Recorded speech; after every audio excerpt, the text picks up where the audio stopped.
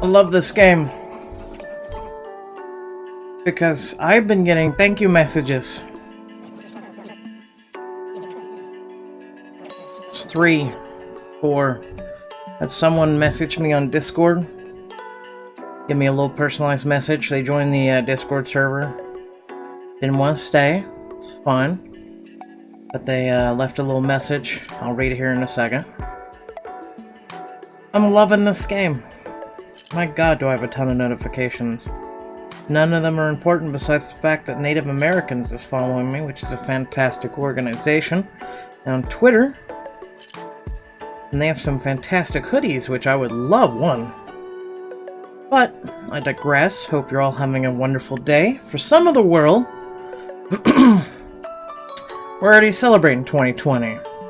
So we'll be helping some of those people bring in their 2020 with some positivity.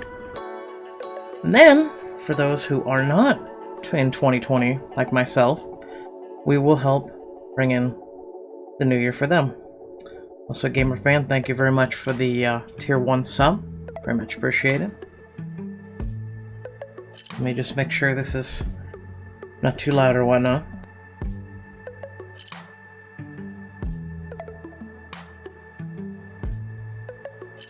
Good. Welcome, Justine. Welcome, Maxine. Okay, so the Pokeballs are showing up now.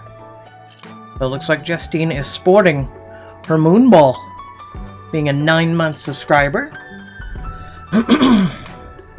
She's sporting the moon ball. Did we get the other emotes yet? No.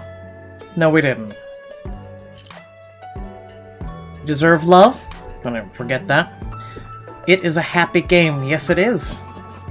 Ooh, we got a 5th one already. 6th one? 7?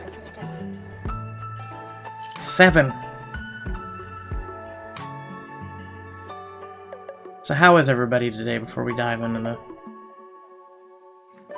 starting this up, because I'm trying to win raffles too on BlueStacks. I'm starting up a game real quick. I went and got myself something bad, okay? Welcome, Thorn. Let me read this message that we got on from Hayana. They were C last night, but there was a lot of C's, but I know which one he was. He says, "Hey, Locum, I was C in your kind word stream. One asking about something enlightening for my day. I just wanted to say thank you for the kind note, and it really cheered me up. I actually do like Mudkips a lot. Once again, thank you." My life is complete because I made a bunch of people's day. It means a lot. It means a lot. This game is...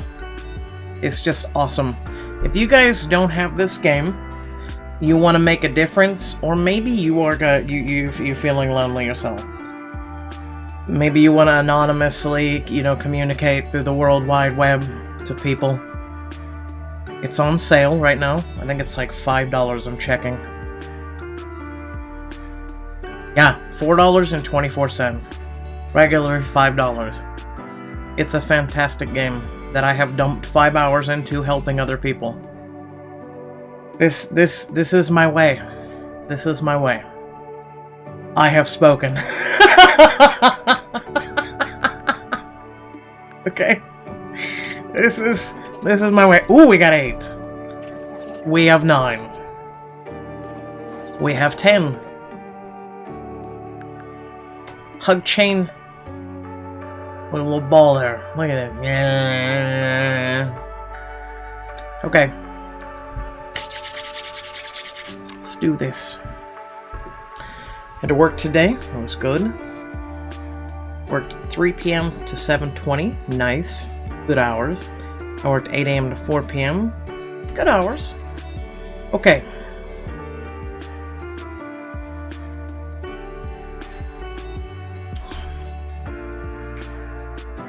Have you ever said anything in a cover letter interview and you knew was pure gold and helped get the job? No. I can share one. I believe there is always room for personal improvement. This is why I aim to learn quickly and work my hardest. I like that. A while ago, I got really into a rough patch with my mental health. I lost a lot of self-confidence in my parents. I want to like who I really am, but what I went through has me stuck at feeling unworthy. Have I played a short hike? No.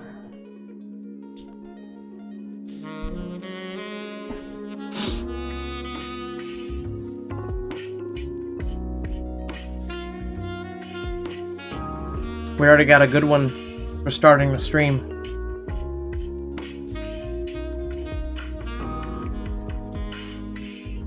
Okay. I think I know where to go with this one. Dear L. It's good. I think you will like it. Short hike. Is it available on Steam or what?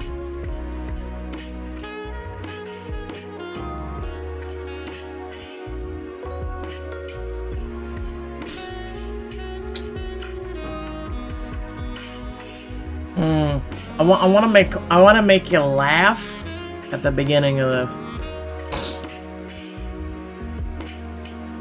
At the same time, I also want to take it super serious.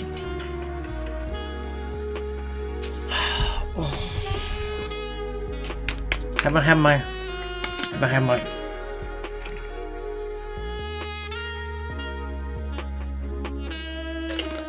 I'm just gonna say this. This shit helps. I'm just saying. Those help. The gummies are awesome.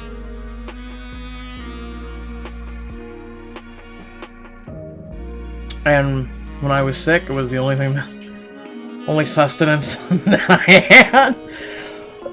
Even though technically I'm still sick, but I'm not like in fever with 104-degree fever for like 2 days. How the hell I survived, I'll never know, but gummies.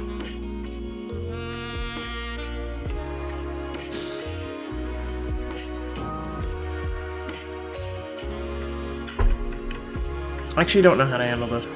I do, but I don't. I'm trying to. I gotta get with the mellow of the vibe and the music and the stuff. You know, you gotta come off of what you were doing. Which, my God, the stores are packed. There are so many people, and then the alcohol line in my grocery store is absurdly long, and I'm like, listen, fam. If you don't get your shit before today, you're doing something wrong for your New Year's, okay? Okay. Just saying. At first, I was thinking of streaming Final Fantasy VII. And then I'm like, I wanted to dip out around midnight, just dip out for a minute. You know, get my brothers in bed, whatnot, but at least to spend it with them for a minute. So, and then come back to streaming. But I wanted to get into Final Fantasy VII. I was gonna double dip, do Final Fantasy VII, Tales of Bizarria. I'm finally caught up on Choices. Tomorrow is a brand new Choices chapter. God help me. Also, I gotta get,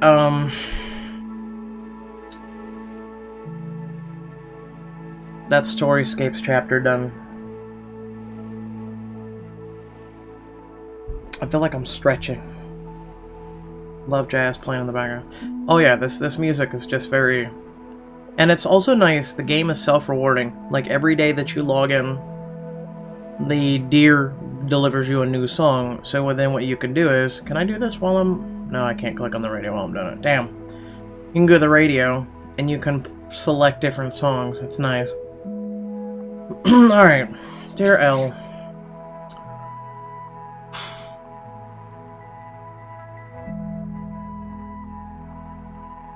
I wanna like... Okay, so the issue is, they wanna like who they are. But they're stuck feeling unworthy. Okay?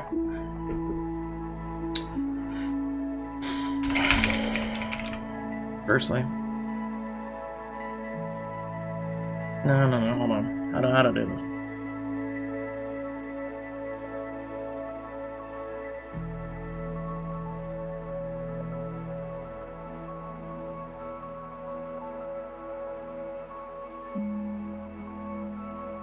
Okay.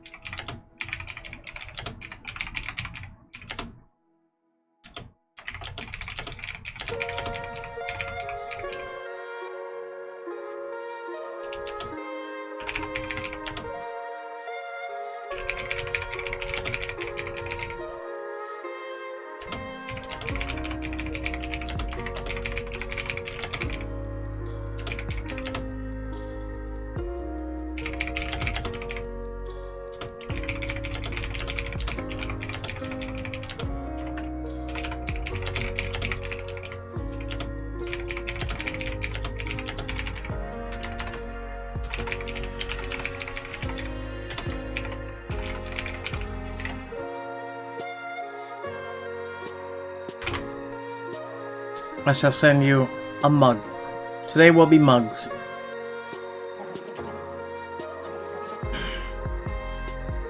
You streaming all night till New Year? Yeah. Probably after New Year's too.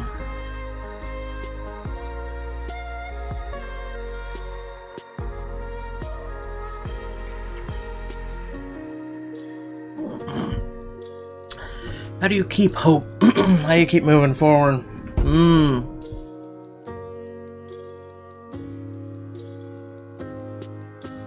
Also, I felt, because right before I started streaming tonight, I wanted to start crying.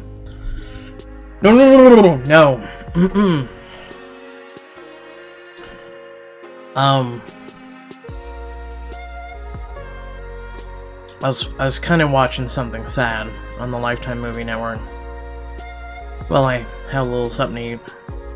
It was very depressing, but it was happy, but it was depressing. And I was like, nope, no, don't do this. Let's go motivate other people and get out of what's wrong with you right now. Otherwise, you'll sleep through the night and be really depressed, and yeah.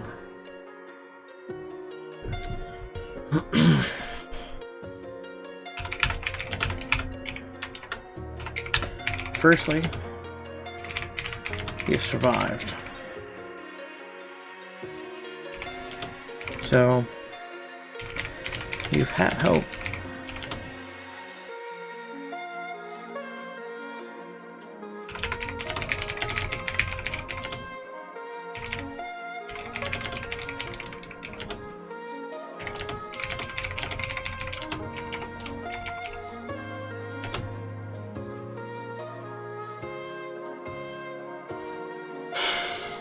How do you keep hope?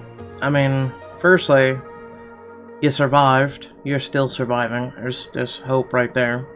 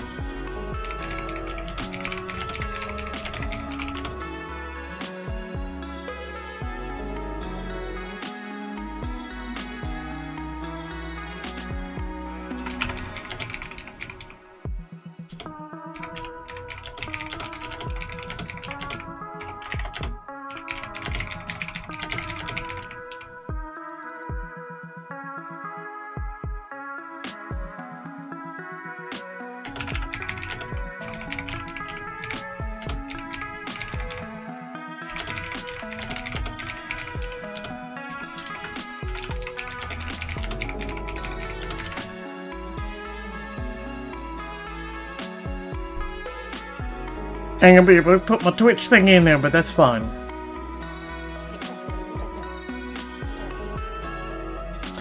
But the new year brings new resolutions. No.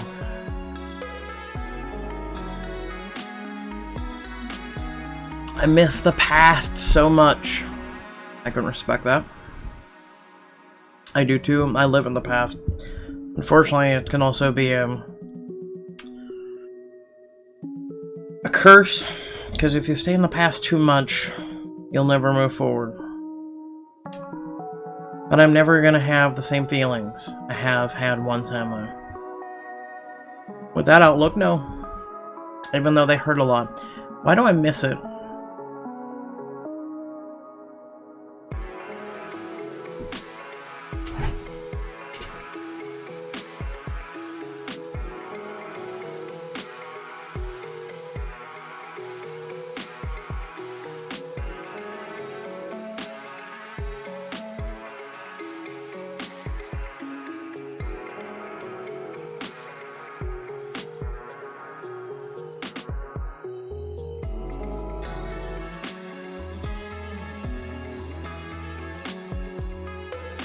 This one's tough.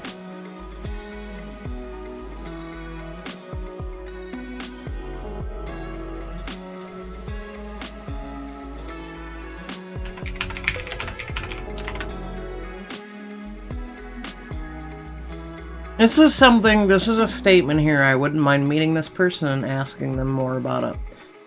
To be able to help them more. Because I'm trying to put myself in their state. The past, I look at all the things in the past.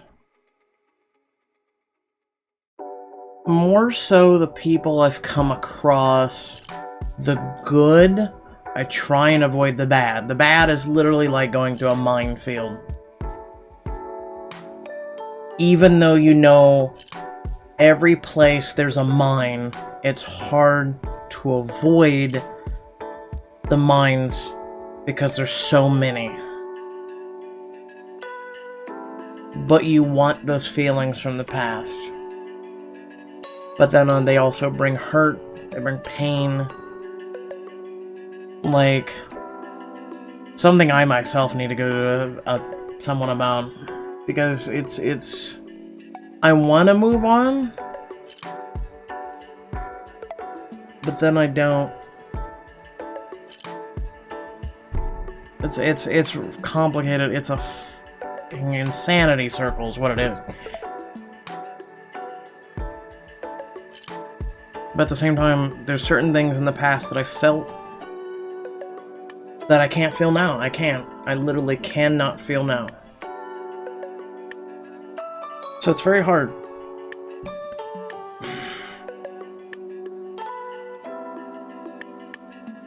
This one's tough. I am pretty much the same. The past brings a lot of emotions, pain, happiness, etc. It's hard to move forward. And you don't have to forget the past or let go, but it's better to move forward along with it. You can have these feelings in the present and future. You can make even new memories and hopefully better emotional ties. You just have to try.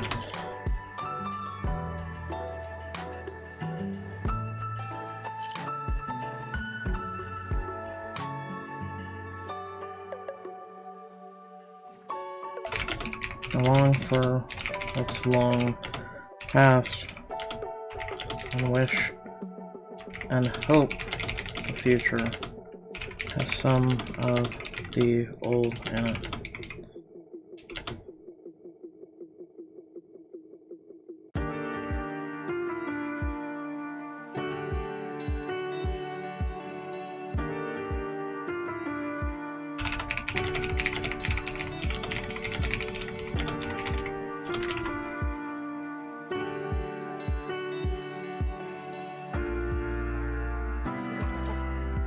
I feel like that was a good answer, but at the same time, it's not enough.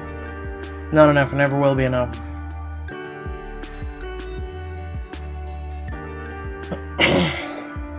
Cut someone out of my life who meant a lot to me. It hurts enough, but I know it's for the best. Because I realize that pain that she made me feel. Any tips to deal with stuff like this? Because I feel extremely lost at this point. I did this recently. I cut out a friend in my life for 15 years.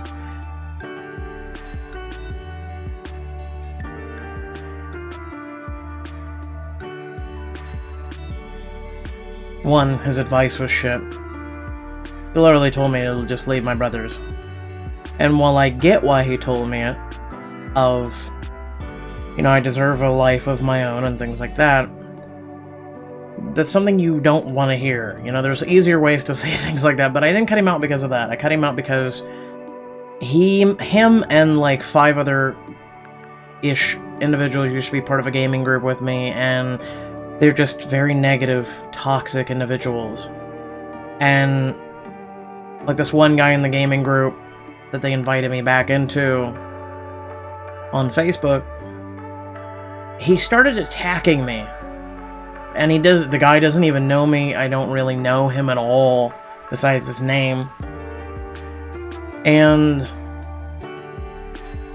he just started attacking me like, oh, I bet you're a disappointment to your folks, you're fucking, you're screwed up in the head, you're, you know, retarded, you're this, you're that. And I was like, wow, you don't even know me, dude.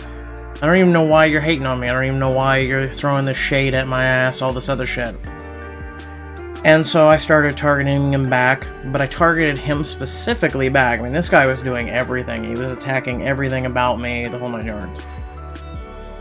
And my buddy got involved, and instead of going, because we have a rule in the gaming group, which was never to personally attack one another. It was a no-go. Because they, not myself, had huge drama in the past because of it. And I'm typically not a person who wants to aim to hurt people and target specifically. Like, I know you could be the most piece of shit in the world, and I could know a secret about you, but I will not use it against you. Because I know it would hurt you. It's common sense. It's common decency. It's being human. It's being nice. And so I just started, you know, defending myself, and I says, you know, you're this, you're this, you're this, and my buddy got involved, and he says, well, you know, you don't have to like that guy. And he goes, yeah, what he said was wrong, but he goes, you have to respect him. And I go, why? And he goes, because he served this country. And I'm like, I don't have to give him respect when he didn't show me any, and started targeting me and attacking me and the whole 9 yards for nothing. He goes, I know, well, I'm not saying, you know, that. He's just like, and he just kept kind of defending the other guy, and I'm like, so I called him out in front of all of them, and I says, you know what, I says, I want you to stop for a minute. And I says, this guy has done nothing but for a week long has attacked me and attacked me and attacked me, and I've let it go until now. And I says, you as my best friend for 15 years are defending him because finally I smacked back at him, and you guys are saying he's in the wrong, but you're telling me that I should respect him. I said, one, I don't respect you as a friend now because of you defending him. Yeah, exactly, Justine. That doesn't mean anything and shouldn't. And people have this, because you served in the military, you deserve respect. Because you served in the military, you deserve to be overlooked for being a fuck-up. And I flat out, I was like, you know, you don't deserve shit from me. My grandfather served in the military too. And figuring everything he done, I should go ahead and respect him? No. Just because you serve does not mean you automatically get this pass, this little pass. No, I'm sorry. If you're a piece of shit, you're a piece of shit. I don't care. And so I told him, and so he started messaging me in private, and he's like, I'm really sorry, and I was just trying to keep the peace. And I said, no. I said, you backed a guy who you yourself don't even count as a friend. But you're telling me that I should respect him and I shouldn't, throw a punch back at him. After a week of being attacked, my family attacked, my life attacked, and this is a person who doesn't even know me for no reason whatsoever. And I go, you even acknowledged he's in the wrong, but you're willing to side with him because he served his country, and he's a part of this group, but he's not your friend. I go, I said, I literally told him, I says, with friends like these, who needs enemies? And I said, I don't want to ever talk to you again. I don't, like, if you're going to be a friend like that, and throw down like that, I don't want to ever talk to you again. Like, I don't want you in my life. Like, I'm done with that negativity. I'm done with, the gaming group was such, this is how desperate I've been for friends, is I was willing to sit there day after day after day after day. Everyone's supposed to get on a certain time, and I don't know how many streams I canceled, or I was late to, because I was like, tonight I'm going to play with my friends, and I'm going to get my friends on stream, and, yay, and they'd go off and they'd go do their own shit, and they wouldn't even care about me. They didn't even care to say, yo, we're doing another game that you don't have, or we're doing our own shit, or we're hanging out IRL, getting some beers or something. Day after day after day after day after day after day. And I was sitting there, and I'd be desperate, and it was really depressing, because you'd sit there and you'd be like, okay, well, eventually your friends will come hang out with you. And I literally spent money to try and keep up with them. Oh, you guys are playing Civ 6 now? Alright, how much is it? $60. Alright, I'll get it. I'll come play with you guys. And then I'd sit there and wait, because Civ 6 you can only have a certain amount of people there. Or they'd be doing campaigns and everything, and you don't want to jump in. And then by the time they got done, they'd go jump on a new game, and I'm sitting there and I'm like, well, I'm out $60 and we're gonna play? Okay. It's like Imperium. I spent 120 plus hours getting us a space base. I built it. Built us the Firefly from the movie and everything, to fly people around and everything. And they didn't care. They were like, well, we'll come back to the game eventually. And I'm like, spent 120 hours getting us everything for the game. Okay. And I'm happy now I can just get a game and just go play it. It sucks. Internally, psychologically, it sucks. And I'll be sitting there and I'll be like, wow, I really wish I had some friends to play Apex with, or Imperium, Conan, or all these other games. Wish I had some friends. But at least I can live with the fact that I don't have to deal with really toxic individuals in the hopes of playing with them.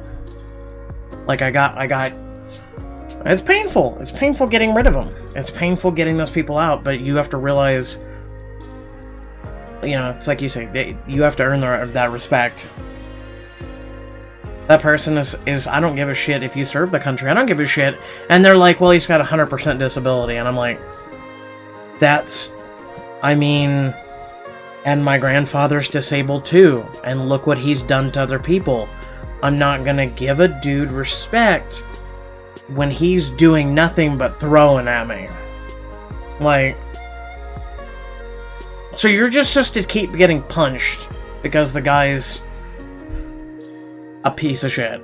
And you're just get thrown on, hey, you're just, no. So, I know this person's issues. Like, when you gotta remove someone. Dear M, firstly, good job removing a toxic person from your life.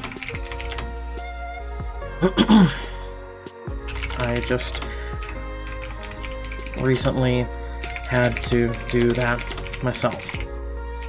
After 15 years. Any tips to deal with the stuff, because I feel extremely lost at this point? Don't feel lost.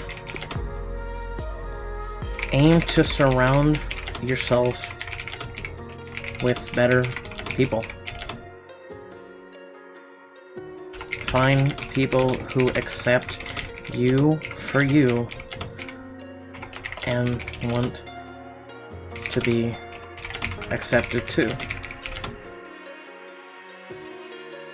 8 billion people on this planet.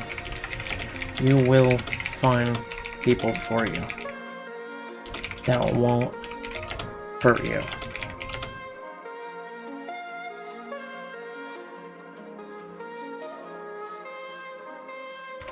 You know what? I'm gonna throw this out there.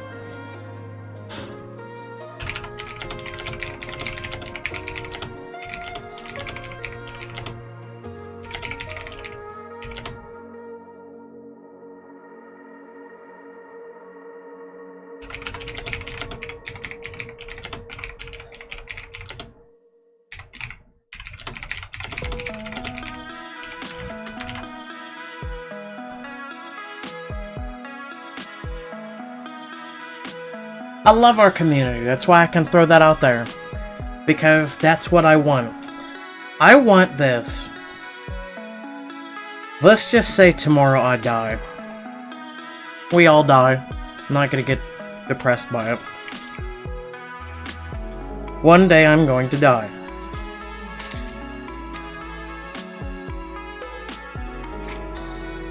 Locum 23 is just the name that I picked.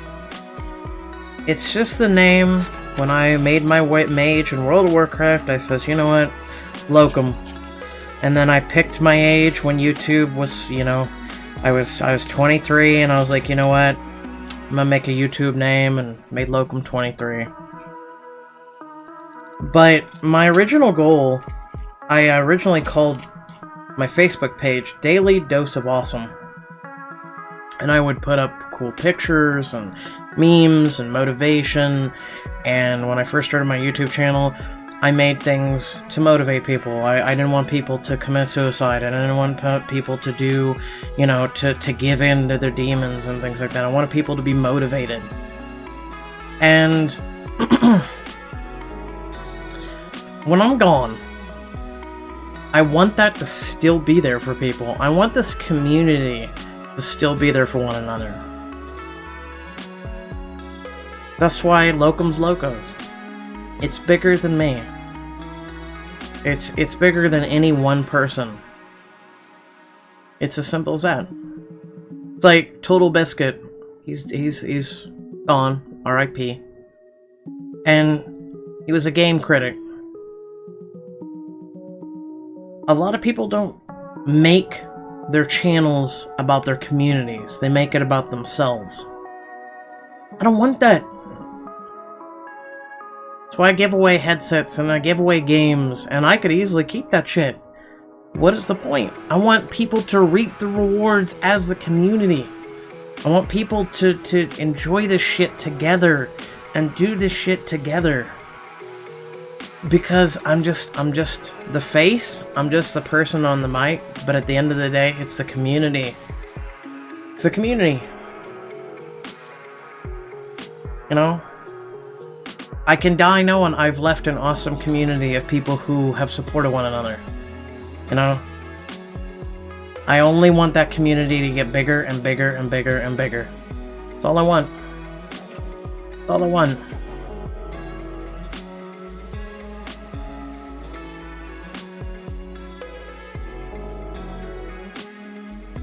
Okay.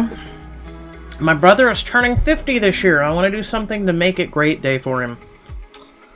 But I don't know what to do.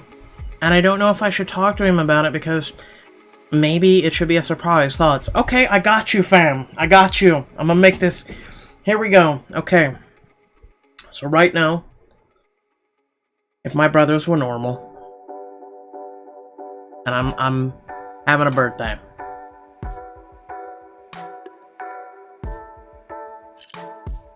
You can give him a gift. You can give him a game. You know, the stupid materialistic shit. The dude's 50. Okay? The dude's 50. Give him something that you and him are gonna remember. Spend time with him. Go take him fishing. Take him to a movie. Take him out to eat. Spend the day with him.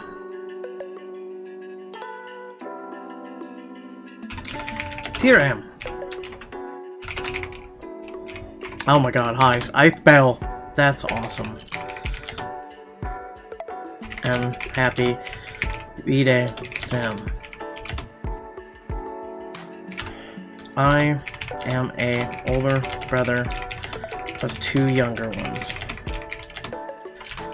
I'd say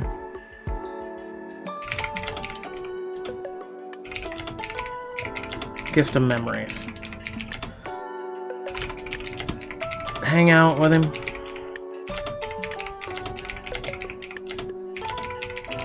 Drink or 2. Do something with him that he really enjoys.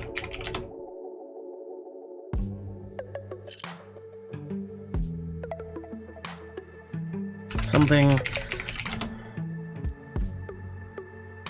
you and him can do that you'll remember even when he's older or gone.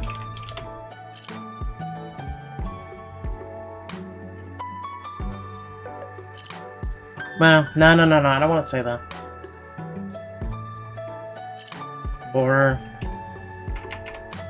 memories to cherish.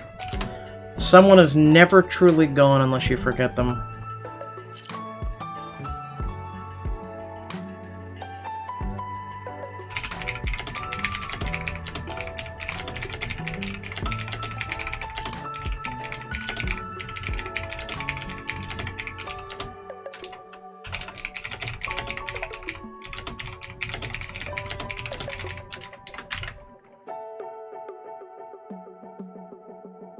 Get him the gift of this game. There you go. I get really anxious when my boyfriend smokes weed.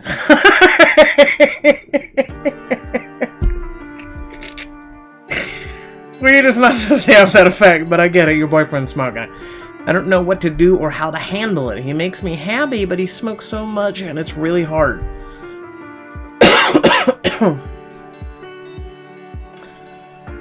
I mean, firstly, weed is not that bad. I'm gonna ask that.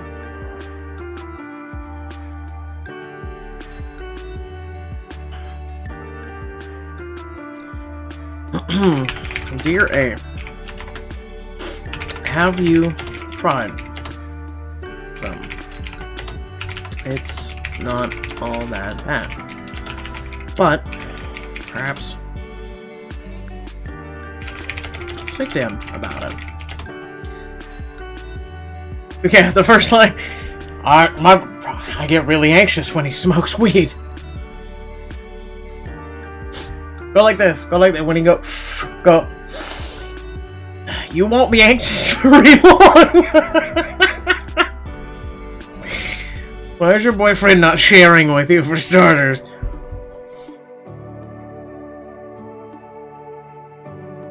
There is a line between benefit and crossing to addiction. I mean, anything can be addicting. Anything can be addicting. Hell, soda can be addicting. Sugar can be addicting. Meat can be addicting. Anything can be addicting. Pizza can be addicting. I ate myself 4 pizzas. Look at Papa John's. I've had nothing but 40 pizzas this month. You look it, dude. You look it. I think you've also had some drugs with those pizzas too, dog. Man, that guy looks like shit now. It looks like all the things he was doing internally that was wrong and everyone was criticizing him for it started to seep through his pores. And now he looks just... And it couldn't have happened to a nicer guy. Karma! Karma will get you if you're bad. Karma will get you. Karma will get you.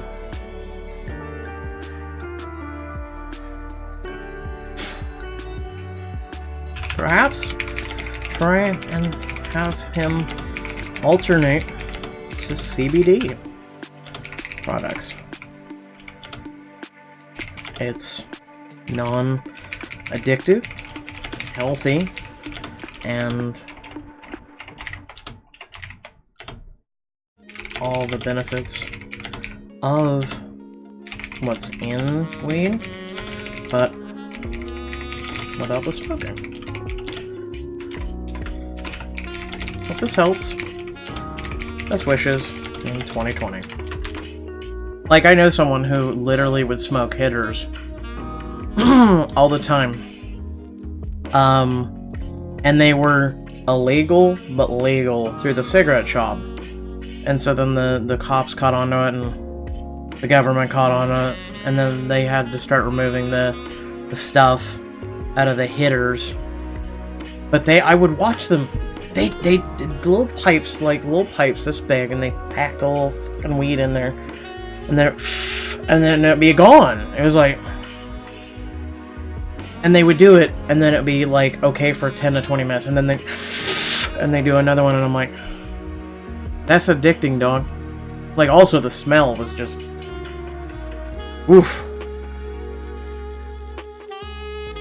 Like, there's the smell of marijuana, and then there's the smell of that shit, and I'm no, it's like skunk, but worse. Like, I'm immune to skunk, because the place that I lived at, there was a skunk every night went off, and so you'd be sitting there, and you just get used to it. When it just smells fragrant now. You're like, oh, it's a skunk about 3 miles down the road. Just, yeah, got scared. And everyone else is like, oh god, and I'm like, fragrant. But we had a skunk going off every night, and I was like, you get, like, at first, all yeah, it was horrific, and it would seep in through the air conditioner, so it was like, you were screwed if you didn't have the AC on, you were screwed if you didn't, so it's just like, just accept it. And then it gets stuck in the AC, so that it kind of, like, lingers. And then the next night, another skunk, and it was just to the point where I was like, screw it. I'm worried that I'm not good enough. I'm worried that I'm bothersome. I'm worried that maybe I'm not doing enough. Okay? That's me every day. How to help you. Dear A, you are good enough. But if you wish to change, set goals. Set realistic goals. And don't overwhelm yourself with too many of them. Bothersome. Unless you're literally going up to someone and going, hey, how's your day? How's your day? What's up? Hi. Hey, Omar, how are you? What's up? How's your day? That's bothersome.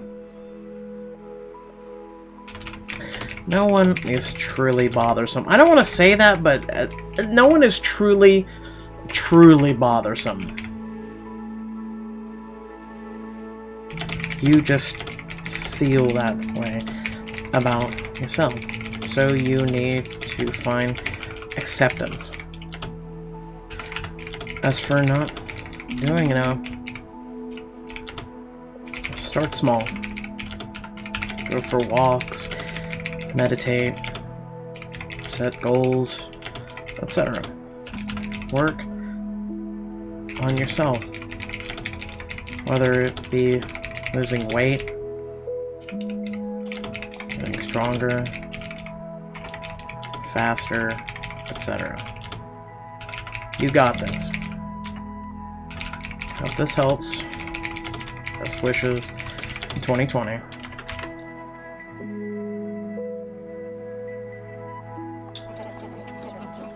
Well, I take it back. What are you taking back? What are you taking back? I'm confused. I'm more so confused. Why in the like, I'm serious. Hold on. Hold on. Hold on. Affiliate. Go to affiliate, you piece of shit. Emotes. Still pending.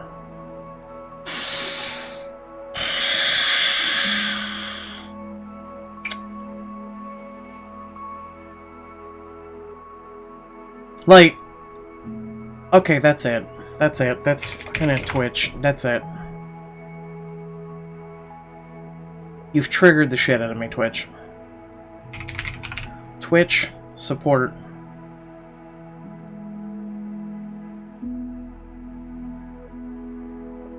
I have been waiting weeks for my emotes to actually go through and no longer be pending.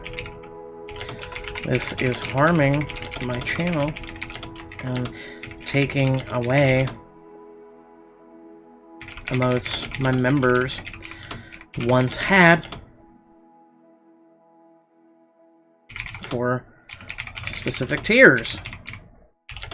Please assist. I've been waiting weeks for my emotes to actually go through, no longer be pending. This is harming my channel, it is. Because people come to my channel and they see 2 emotes and they're like, you have 3 tiers. Yeah. You have 3 tiers. Yeah. I'm supposed to have 4 emotes. I would like to have more, but we would need more subscribers. I wouldn't have, like, if we had more subscribers, I wouldn't have had to remove those emotes in the first place to do the new ones that I paid for to put up to be new and unique and nice and shiny and ooh, and to have, you know, something no one else has. Twitch is sitting over here going, ooh! Alright. There you go, Twitch. So why you doing the little thing, Homer, okay? What are you taking back, man? You can't take anything back. You haven't given anything to take anything. Okay, did that go through? Yeah, that went through. And close my BlueStacks raffle. And get back to my messages. Alright. By the way, does anyone actually keep up with that crap?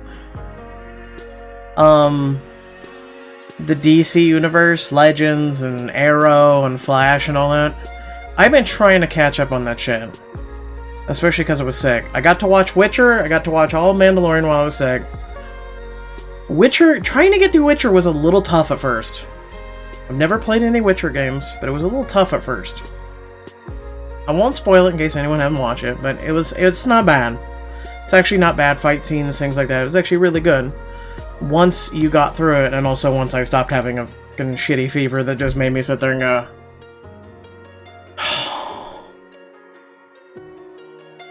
what does this even mean? And also the time traveling, kind of like going back to get to a point. And it wasn't time traveling literally, it was just trying to like fill in this history of Witcher, and it was just like, okay, alright.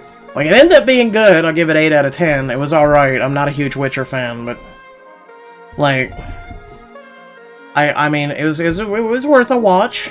I'm looking forward to Season 2, but I'm looking more so to Mandalorian Season 2. Oh my god!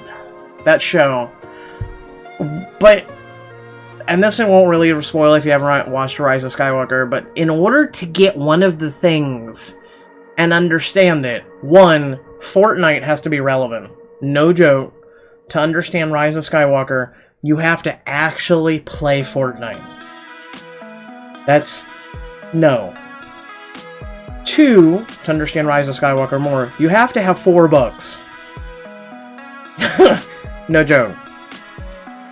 Which, going through those 4 books made me hate Rise of Skywalker even more, because half the lore in those books, such as their big Pictionary, you know, whenever they do a Star Wars movie, they release a new, like, Pictionary thing, and this is like, this is a Star Destroyer, and this is how many people run it, this is how many photon cannon.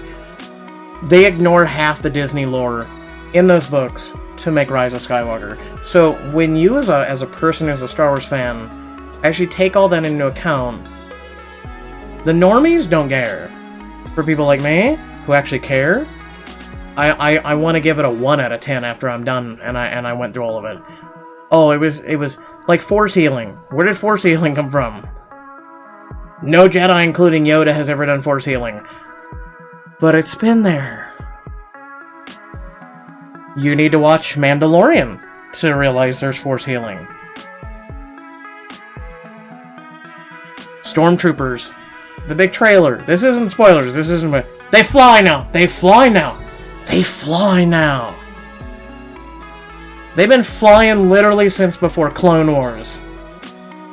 They've been flying for a long goddamn time, but they fly now. No!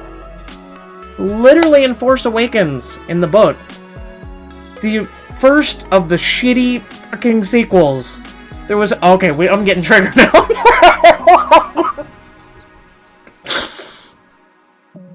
In the book, with all the, you know, this is artwork, and this is things that were supposed to be put in it and everything, there was a Sith trooper that had a jetpack on its back. That was supposed to be in the movie, but was removed from the movie.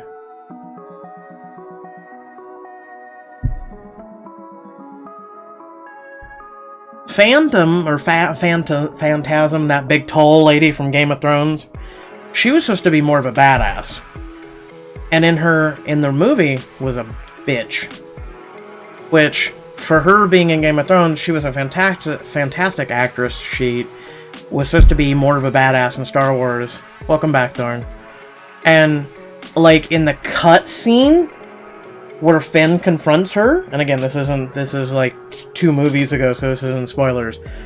She stands there with all these troopers around her, and Finn goes, well, you're the one who lowered the shields, and, you know, because we had a gun in your head. And so, because she's so devastated that the truth got out about her by all these stormtroopers around her, and they were all looking at one another in the cut, that they were all looking at her, and they're like, well, why are we going to go after this guy? Because traitor! Why are we going to go after Finn when you're really the traitor? So she goes and Han Solos the shit out of him, pulls out her gun and goes, poof, poof, poof, poof, poof, blast them all. Just to make herself look completely badass. They cut that. They cut that and just made her a bitch in the movies. It was depressing what they did to her. It's just, these 3 movies have been shit. Rogue One I enjoyed more. Like, then that's saying a lot. Because I think Rogue One I think the only part that I enjoyed was the Blind Jedi. That was the only part that I actually enjoyed. It's the only part that I actually remember in wanting to remember and caring. Like, the Han Solo movie was shit. No.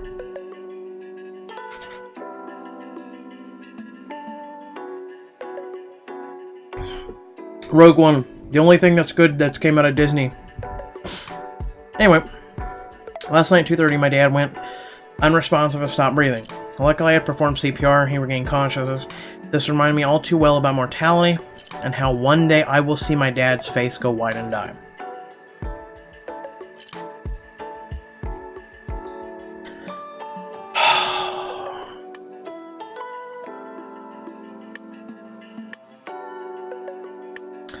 I've been around death so much. Literally every single family member that I've ever had has died. I'm immune to it at this point. The last death that I actually cared about was my cat. Her name was Blanca, she was pure white. I had her for 8+ years. I got her out of a shelter. She was very abused. First thing that she did when I got her home, she ran away. But she stayed around where I lived, and people looked at me and they're like, aren't you going to chase after your cat? And I'm like, no. I knew what she was doing. So I opened my window, and I lived on the second story. And so everyone's like, okay, you just spent like $200 on this fucking cat. Okay, you're just gonna let it... Okay. She went to my back window, because she knew I was upstairs. She was sitting there. Meow. Ow. Ow. Went downstairs, opened the door, ran in. She never left me again. Stayed by my side, slept with me every night, until the day she died. She was the last death that I mourned, even after family members died. That I actually sat in my hall while she was dying in my arms and cried like a bitch. Like, I cried and I screamed and that was it. I watched my grandma, who I called Mom, who raised me, die. And I didn't shed a tear. Her funeral, didn't shed a tear. Because here's my grandmother did unspeakable evils to me. She was a lesser of two evils, but she did unspeakable evils. I walked away from my grandmother, and her final words before I left when I was younger was, "I'm going to die in this house." And she did. Because I used to stand there and defend her. Used to get the shit beat out of me. Used to everything. To try and be this man the family desperately needed to be up against my grandfather, who was in the military, and you should respect him, right? And just to take the abuse away from her, just to not have her get smacked around, but allow me to get smacked around. Until one day, my grandfather was beating the shit out of her, and finally, I had been doing karate, I'd been doing football, I had been doing a lot of things to keep the rage monster inside of me and temper the blade. And finally, I swung back for the first time in 15 years I had ever swung on him. And I knocked the shit out of that man with one punch. He had never been hit. Broke his glasses, and I knocked him down on the ground. I cut his face open because I broke his glasses and everything. Cops came and told the situation. And the cop was looking at my grandmother, and because we live in the stupid-ass state that we live in, he goes, did he defend you? And it was like forever. It was like eternity before she looked at the cop. And her face was fucked up and red and everything else, and the cop knew. And she goes, no, he didn't. And he goes, I just want to make sure. And he knew. And I never felt so... I was such a fucking idiot, and I was so innocent in some ways, but gruelingly old and seasoned in other ways. And I had never had a family member, even though everything they had done to me. I had never been... I don't know whether if I had got hope up inside of myself. I don't know what it is. Like, okay, I've smacked him down, I knocked him down, you know, all you need to do is literally, for once in your life, be a parent, be a woman, be something other than the conniving piece of shit you are and you're gonna be. And you just need to look at the cop and be like, yes, he defended me, and he would have went to jail, everyone would have been okay, he would have got a record, the whole 9 yards. So I busted out bawling like a bitch, and the cop took me out there, and he didn't take me immediately to jail. And he says, man, he goes, I ain't stupid. He goes, but I have to based on what I'm told. But he goes, I'm not stupid. He drove me around the city for about a half an hour. And he goes, you can't go in there. He says, I can't let you go in there. He says, you're gonna go in there, and he goes, you're a good guy. And he goes, I can't let you go in there being like this. He goes, you gotta cut that out. And he says, you gotta dry your eyes. Because he says, you're going in there with kids who are going to eat you alive if you go in there like that. He goes, you did something a lot of guys won't do. And he goes, you did it as a kid. And he said, you stood up for someone else. And he goes, don't beat yourself down for that. Don't, you know. And he goes, you need to realize that this will help you be stronger. This will help you.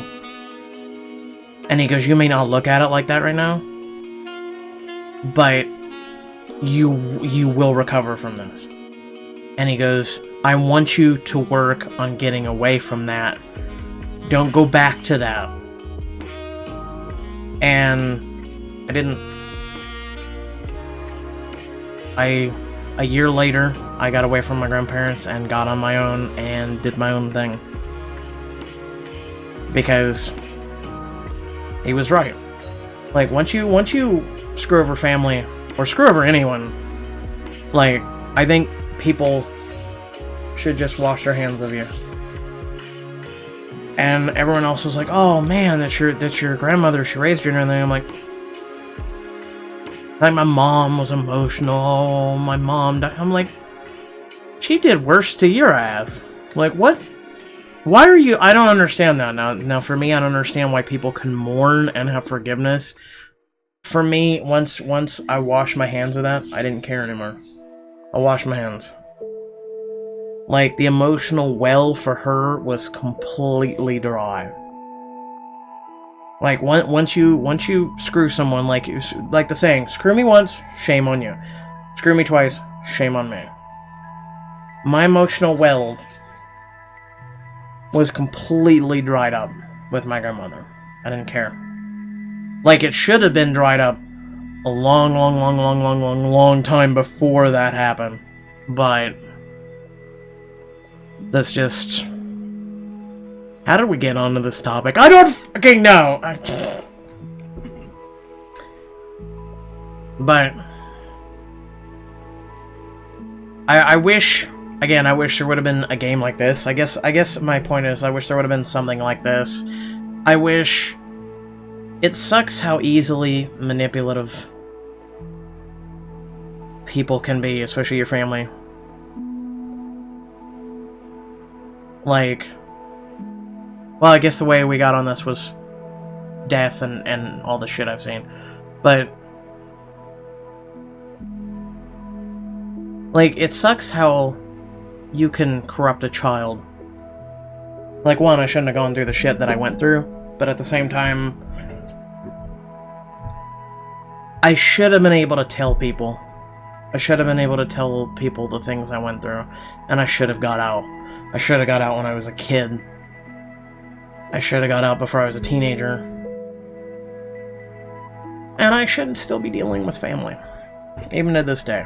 But... Like,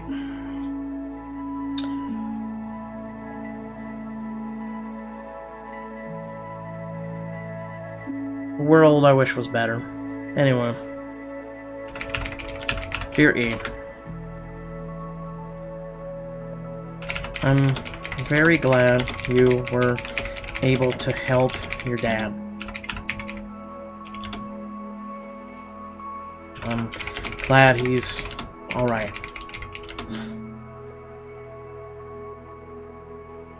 I would suggest living each day with him like it's the last. Make awesome memories,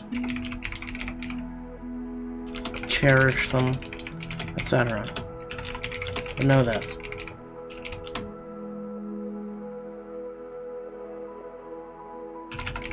Your dad will forever be around because of those memories. You will keep him alive in spirit and in your heart.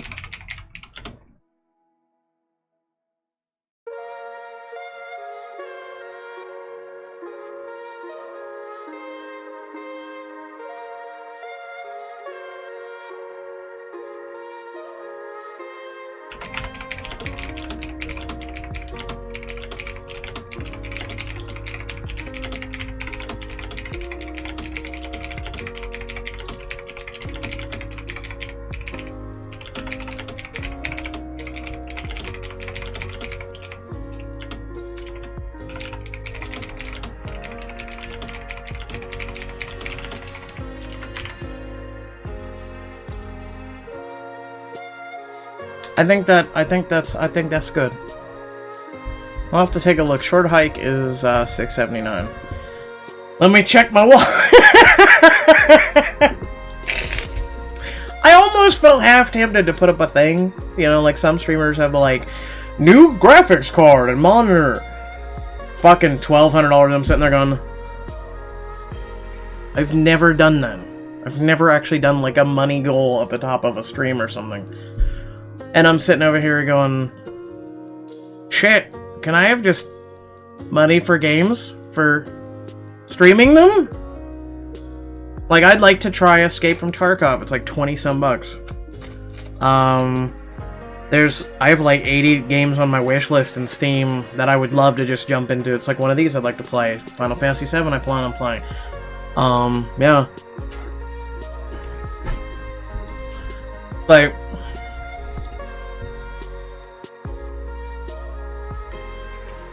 that's why I've told people, like, when I go to YouTube, I should show sometime my analytics. It's like retention. 80% of the people who are not subscribed to my channel are watching my content, and I'm sitting there going, hit the motherfucking button, please.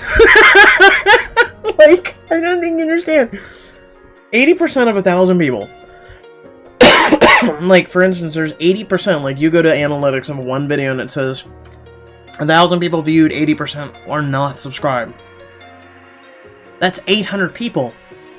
Like, I'm sitting there going, you realize that every person that hits subscribe on YouTube, like, it gives us tiers. Like, eventually, one, the more subscribers we have, the more YouTube actually cares about a channel. The more that they're willing to promote it, they're willing to, you know, like, YouTube, it's like I saw all these people, the YouTube will like a comment, or they'll post a GIF, or they'll do something for people who are like, I got 20,000 subscribers, yay! And I'm sitting over here going,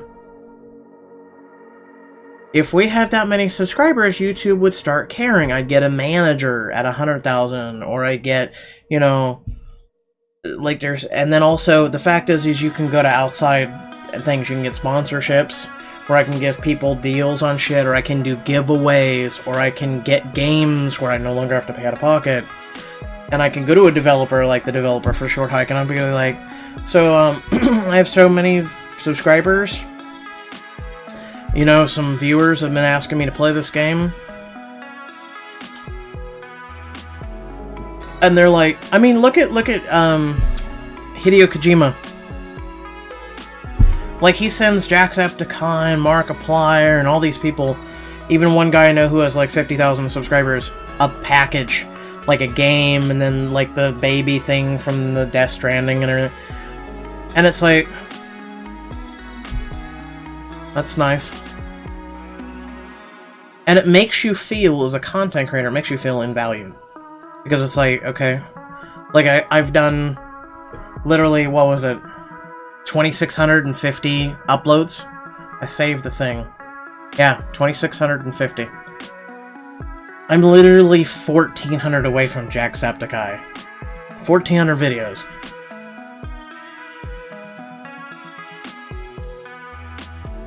Like, I'm not sitting here saying, yo, I deserve as many subscribers as him. I do want the community to be as flourishing as possible.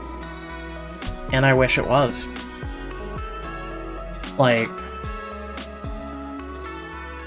I wish, I believe it should be.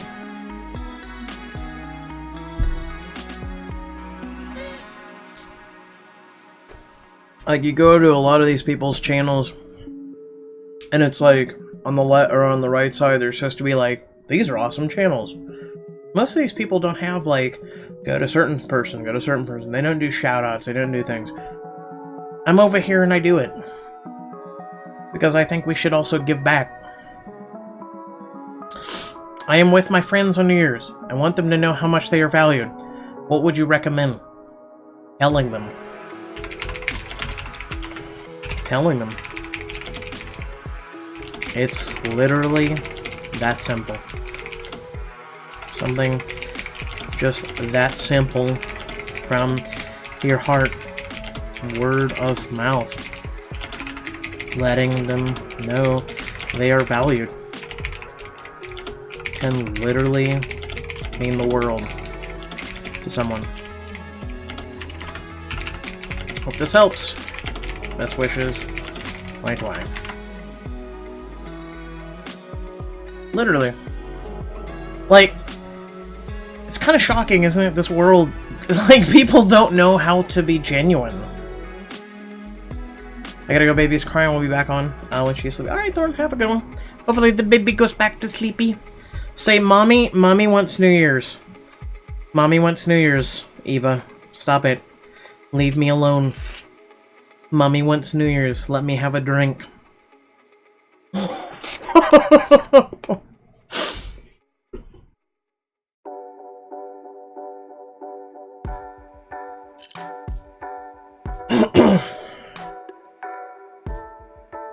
Okay. A family of mine is an alcoholic. And I want to tell her, but my parents wants to tell them, and that I don't try to do anything. My father likes to scream, by the way. What should I do?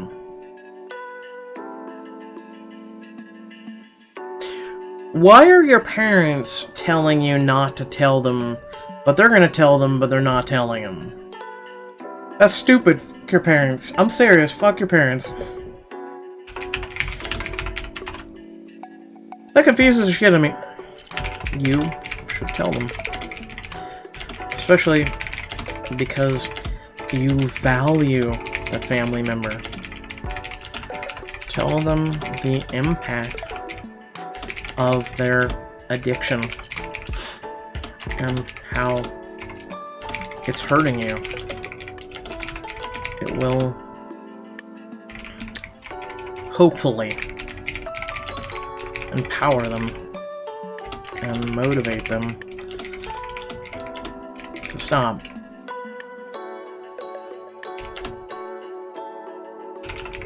Your father also needs to mellow out.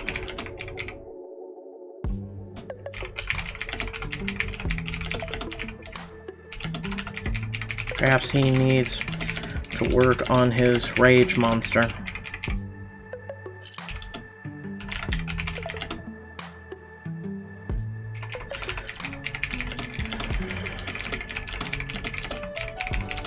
Now one day, he may yell a rage and drop dead from a heart attack. And that you value him too much for that to happen. Boom! I've just knocked 2 balls out of 1 park at the same time.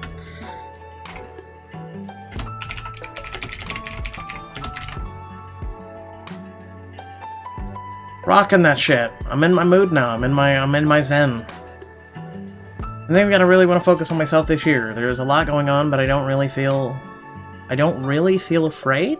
I've lived in another country for a while and just got back. I started kissing a really good friend and got out of an abusive relationship. Okay?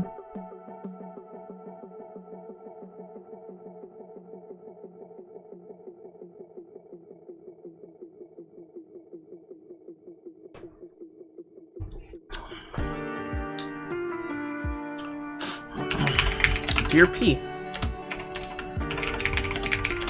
you aren't afraid.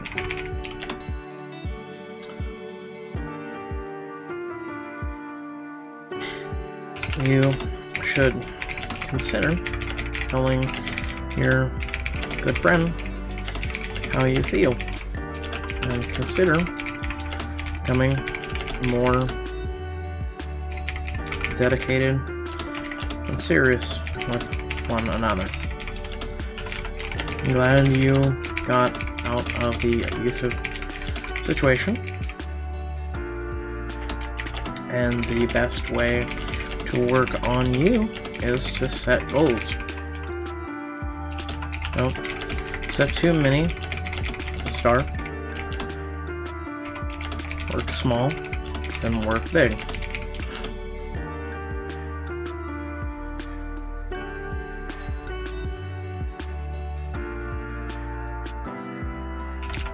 Hope you succeed. Have a great 2020.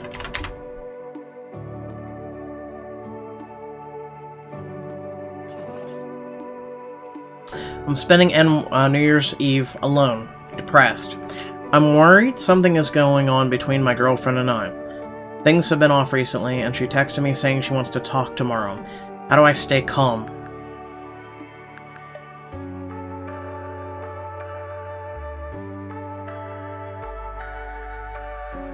Ouch.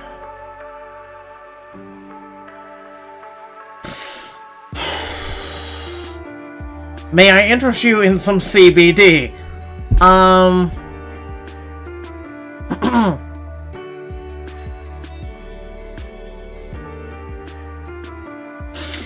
Okay. JT. Here I'm spending it alone. But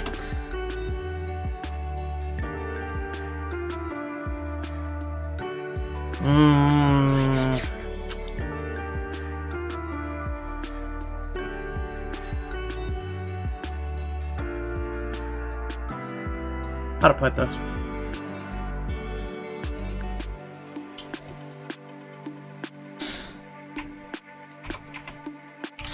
Firstly, set some goals for your new year. Realize that... I mean, why are you... Oh my god, I want to talk to you. I want to talk to you. You should not... You have a girlfriend. You should not be spending it alone. Where's your girlfriend? I don't want to criticize this individual, but... like... your girl has already sent you a text saying we need to talk tomorrow. And you're spending New Year's Eve alone. Let's be honest. She's off with some dude. Or girl, who knows. But she's spending her New Year's Eve with someone. That's a dick fucking move, let's be honest. Been there, done that, got a t-shirt. Like, okay. No, we're getting rid of this, Okay. Alright, brother. I'm gonna help you out. Right now. This is the first time I'm ever gonna be like this. Alright, here we go. I'm gonna help you out. You deserve better. You deserve to be with friends, family, or someone special this New Year's. So, we've got you a goal, my friend.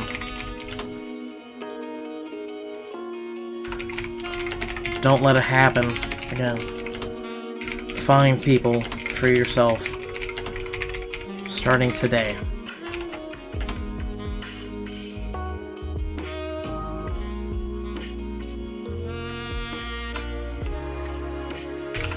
If she gives you the talk tomorrow, realize there is 8 billion people on this planet. And there is a girl out there for you who won't do you this way on New Year's Eve.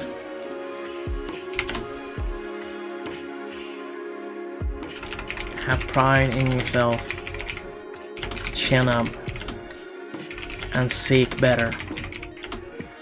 And above all, do better. Hope this helps. Best wishes in 2020. My friend, nah, she's gonna give him the talk. You know goddamn well she ain't gonna be like, I'm sorry I left you alone on New Year's. I want to spend on New Year's Eve. I want to spend New Year's with you. You know goddamn well she ain't gonna give him that talk. This dude, like, he's going into it tomorrow. He knows. Things have been off recently. She texted me saying she wants to talk tomorrow. My friend, you going into it tomorrow. Tomorrow's gonna be the brand new start of a shitty fucking year. And you need to accept that, and you need to change it. You need to set your goals tomorrow, that when she has that talk with you, you sit there, you have your chin up, and you go, you know what? You're right. I'm gonna find someone better than you. That's what that dude needs. He needs to not be devastated. What changes are you hoping to make? I got you. Dear R. I want to grow my community. Be healthier. Be more successful. And do for many more others in 2020.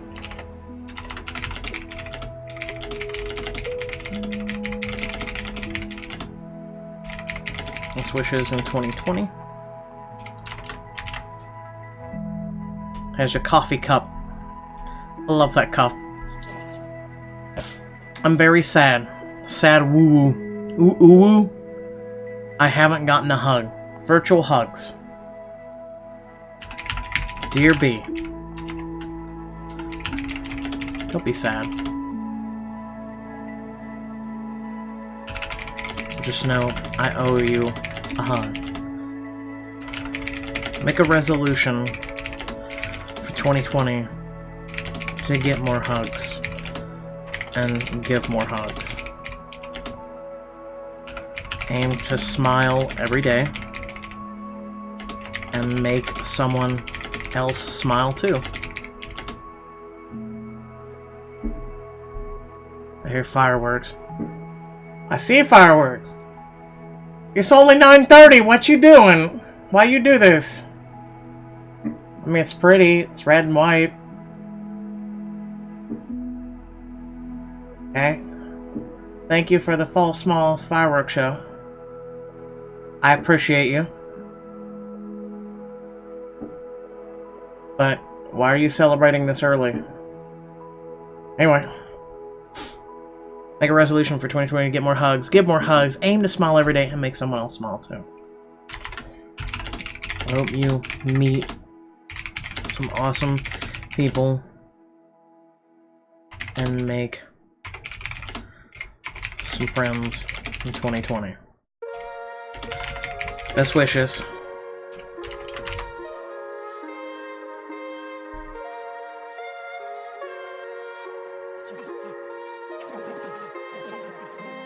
Wait, what?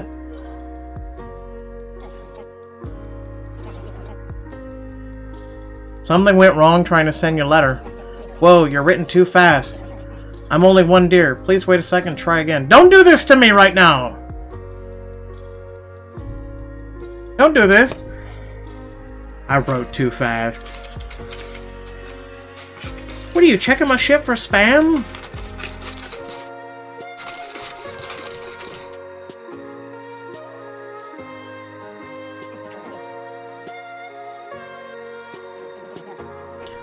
I'll rush this right over. Oh dear, something went wrong. Could not add response. I thought you said hated, so I was confused. What the hell? Hold on. Let's try that.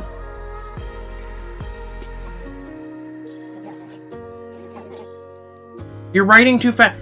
Bitch, I ain't writing too goddamn fast. You know what? Fuck you. Just fuck you. Just next. Hold on, let's go back. Let's go back. We'll see if anyone gave us... Maybe this is why we have a backlog. 3 people. Okay. Any inboxes? No? Okay. I really hope 2020 to be a better year for us all. This planet needs more peaceful year, and we all need to be more loved and love more. Around midnight, please pray and bless the world and commit yourself on a better person, too. I am a better person. Shit, I can't get any better. I'm serious. Unless I was Mr. Beast and I could give away people money. I'd do it. Rabbit. You're an idiot. That's not a good way of... that's just mean, Locum. Oh, cough. Relax your shoulders and your jaw. Release the stress you've been holding in your body. I have no stress. Okay. So, guess what? It's a new decade. What are some great things you've done this year? P.S. You're an amazing person. I'm gonna pass on that. Dear anyone, I'm happy with my body and I'm worried to reveal it to my boyfriend when the time comes to make love. I work out at the gym, but my stomach is ruined from having kids. How do I feel more confident? Your stomach's not ruined, Jesus Christ. Dear O. Your stomach is not ruined. It just...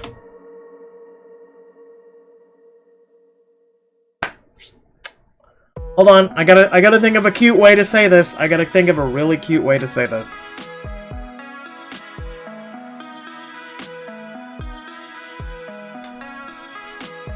It's just... No. It's just been full of love. I like that, because, you know, typically you love the child that's inside your stomach. I'm going with it. Your stomach is not ruined. Just... It's just be full of... You're an illiterate dumbass! Full of love. There we go.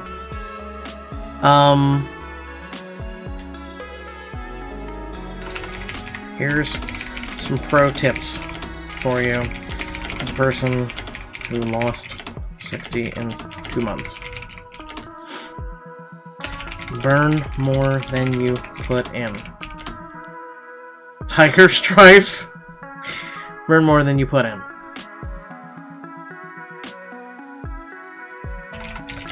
Try some walking. Jogging. Trampoline. Trampoline. There you go. You know how to spell. It's alright. It's alright, Locum. Try some walking, jogging, trampoline. Sit up. Crunches. Squats. I hate jogging though. But it's a good way. Especially for your cardio, but...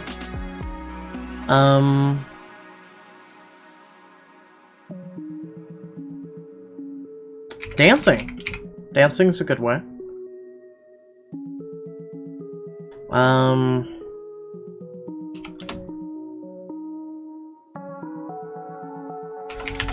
And realize you are beautiful. You created life. You're allowed to have a tummy afterwards. And work on getting rid of it. If he truly loves you, he'll accept you are a work in progress. We all are. Best wishes to 2020.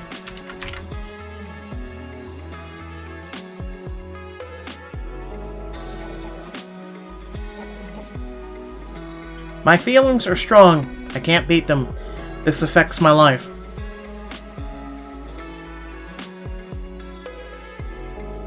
Well, this one's a short one. Dear F. Emotions are meant to be strong. That means you're human. Temper them. Meditate. Work on controlling them.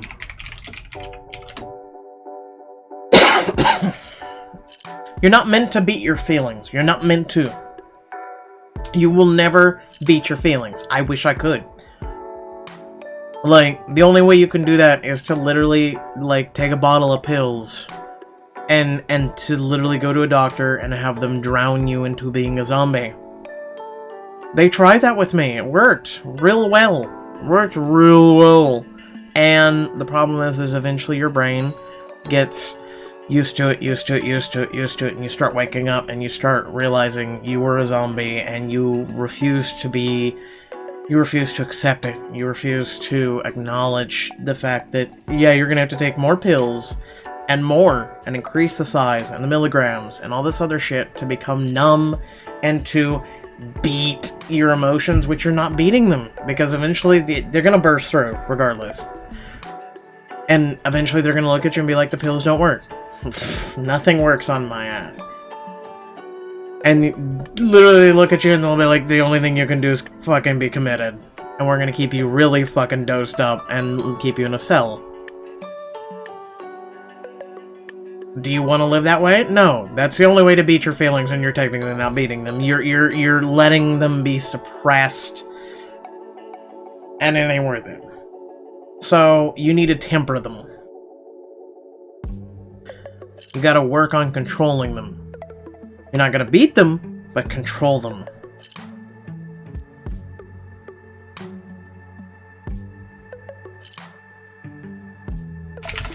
Go for walks. Bicycling. Music. Games. Etc. You can control them. You'll never beat them, unfortunately. But you can live to learn. Or, you can, oh my god, learn to live with them. You know what? I got you. You want a community to help you, talk to you, etc. Come join mine. Otherwise, best wishes 2020.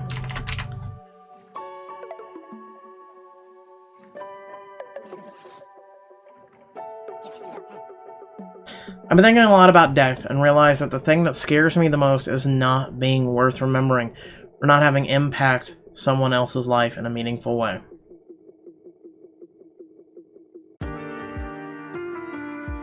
I used to have this fear, and I still have this fear.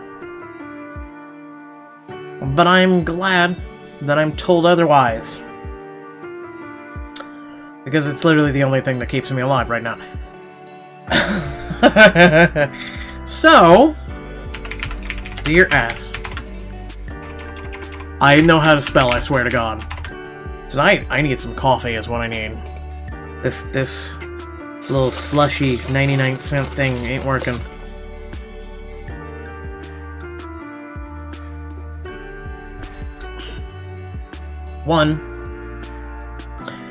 Firstly, stop thinking about death and start thinking about living.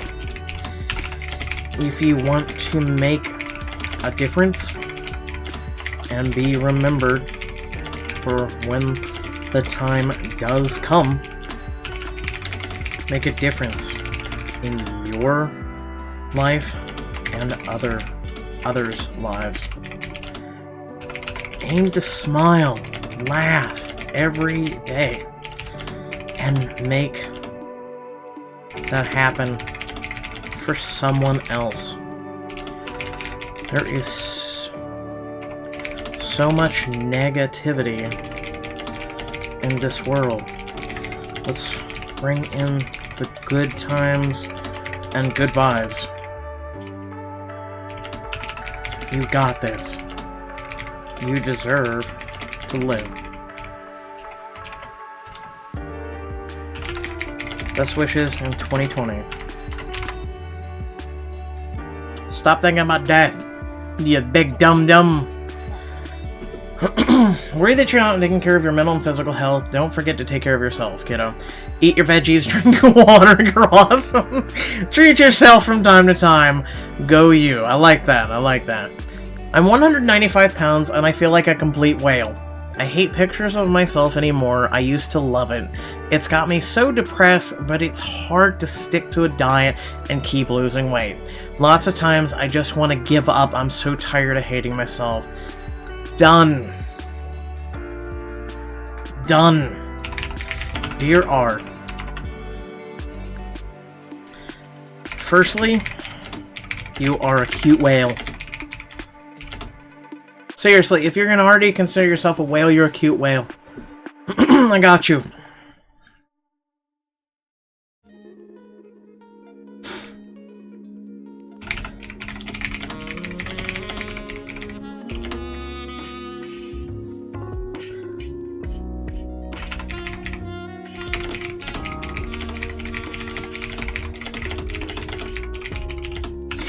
Burn more than you put in. It's that simple. No. What is it? Hype diets? No. Oh god, what are the typical names for them? Or something's like trending or whatever the fuck. It's such stupid shit. Oh, try this keto diet. Try this bariatric bullshit. Try this. Try that. Try getting a surgery. Try fucking only eating goddamn green beans. Try it's these I'm trying to think of the word. It's like I'm trying to think of the word.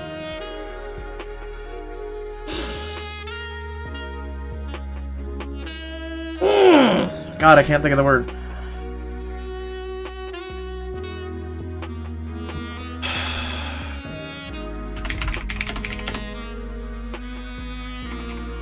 It's not going to happen overnight, but it will take time and dedication. Try walking, bicep going, squats.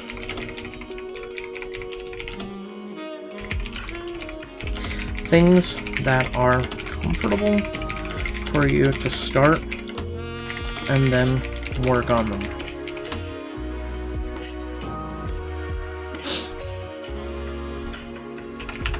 Above all, don't give up.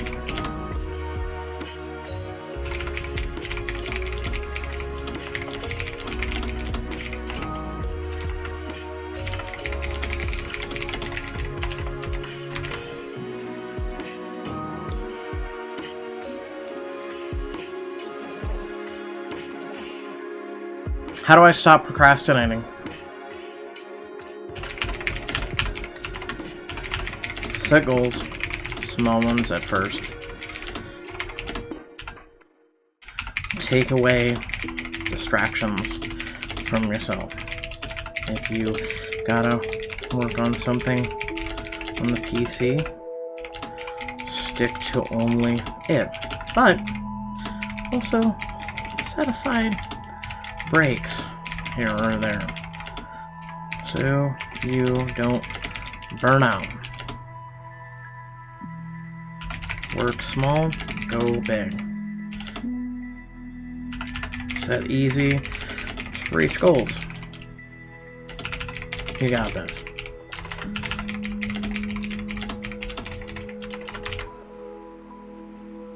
Like a lot of people, they'll sit there and they'll be like, okay, I got this book to do. I gotta sit there and I gotta do this book. I gotta do this giant fucking The Whale. I gotta find out if he got the whale. You know, that giant fucking book. And it, like, no, read a couple chapters and then, you know, go do something. Take a break, get a coffee, get something to drink, go for a walk, do something. Like, the best way to beat procrastination is to work on small goals and get big. That's simple as that. Like, oh, I'm guilty of it. Jesus. Right now, I should be working on other things. But I figured, do something awesome, stream, you know, get back into having a schedule. And also be awesome to other people, you know? I've grown up always being told that I shouldn't cry, but because of where I am in my life right now, I keep doubting myself, my own emotions, my own confidence, that at times I just stop functioning normally and it scares the hell out of me. That's because you're suppressing your feelings. It's okay to cry. We dealt with this last night with the kid, with the boy. Boy! That was told, don't be a bitch, don't cry, don't show emotions, don't do this shit, and piss off. Piss literally off. It's fine to cry. I remember the emotional video that I put up on YouTube. I wanted to delete it because I cried. And I was like, fuck it. I put it up there. Because it's okay. It's okay. Whether you're man, woman, girl, boy, or if you consider not to be one of those genders, I don't give a shit. It's okay. It's okay. Dear S. Firstly, stop holding your emotions back. it's okay to cry. It's okay to feel. Because if you don't, you're not human. Even animals cry.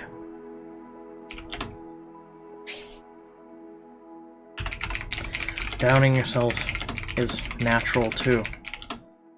But so is surpassing those doubts. And you can. You just have to set goals. Keep pushing. Start small. Work your way bigger. Don't give up. Temper your emotions. Let them guide you, but don't let them drown you.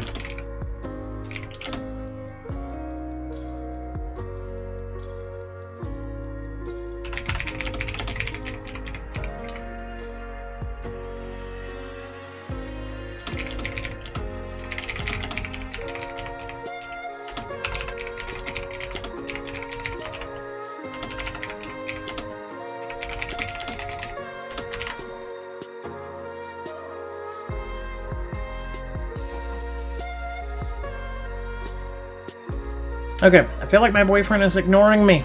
I know this may sound stupid, but he spends more time with his friends playing Siege.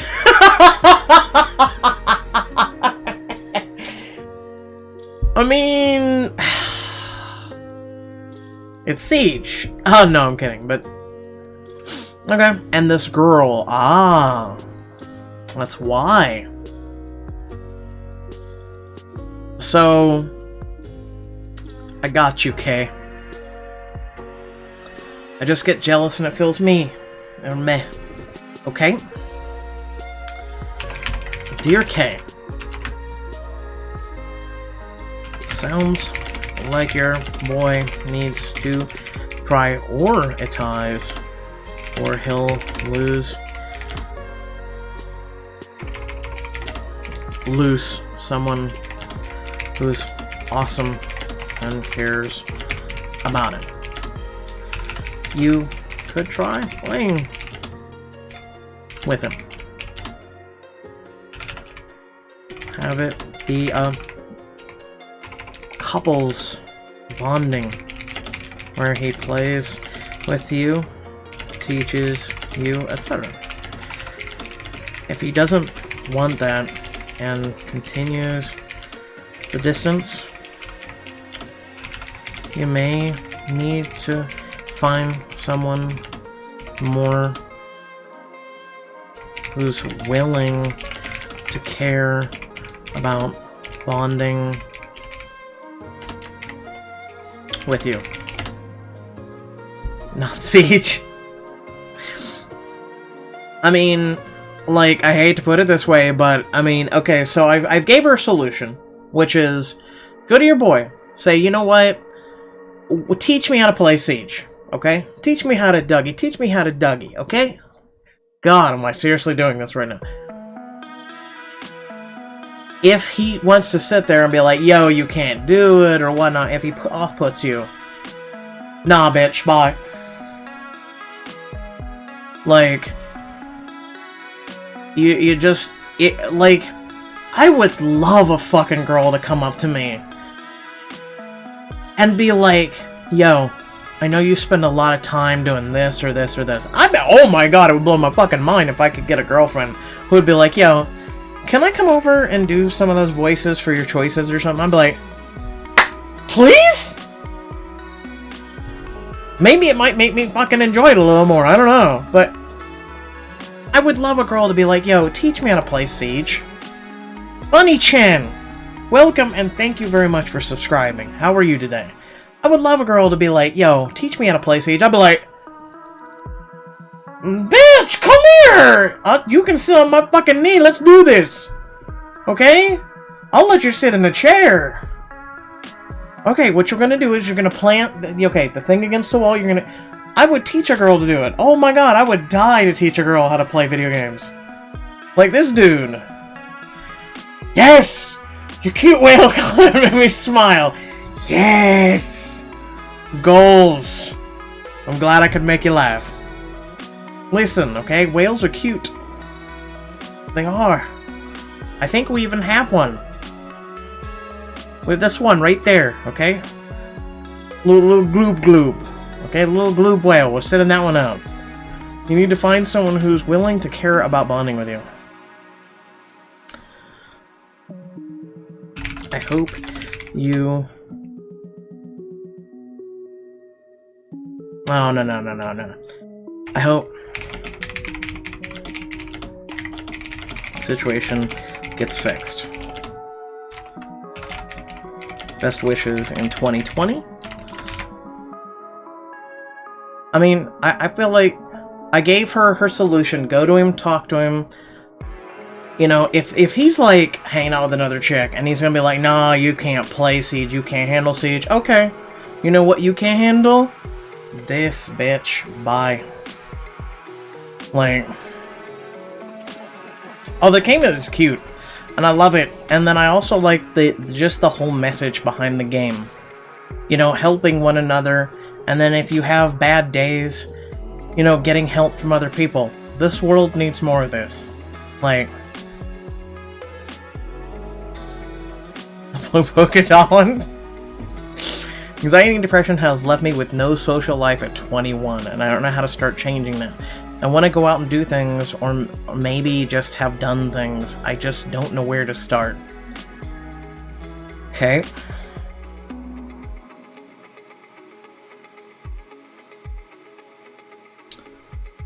Dear Sarah, seriously sounds creepy. Why does it sound creepy?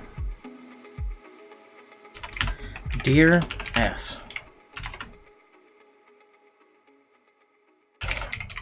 It's okay to have a clean slate.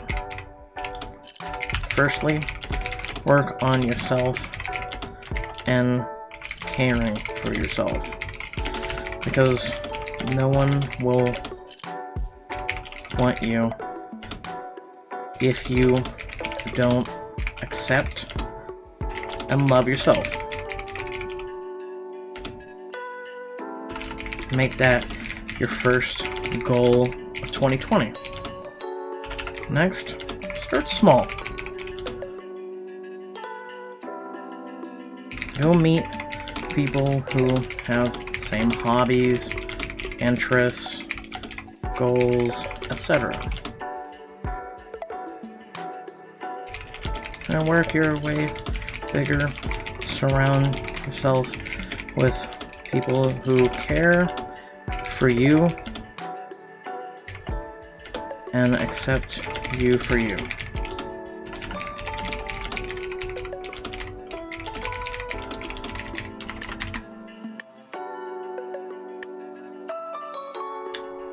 The gloob gloob.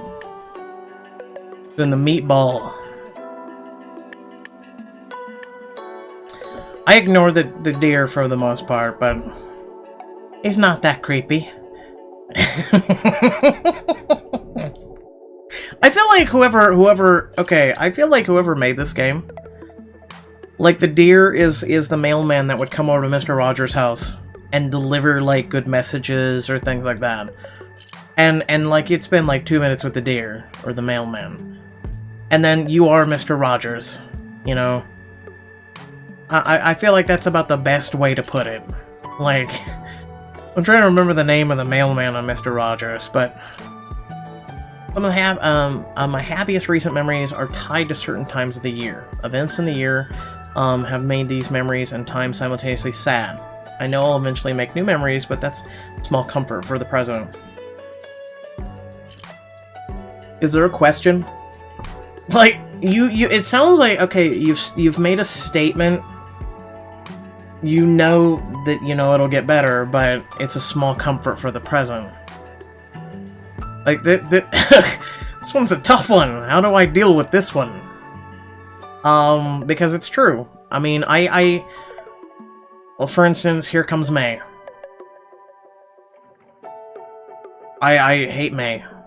It's the shittiest month in all of the year for me because it's the year that I lost someone I really cared about, but she had the most incredible memories in the world for me. Every May is a hard one to get through. Like, that's... Okay, I got this. Here we go. Dear Kay.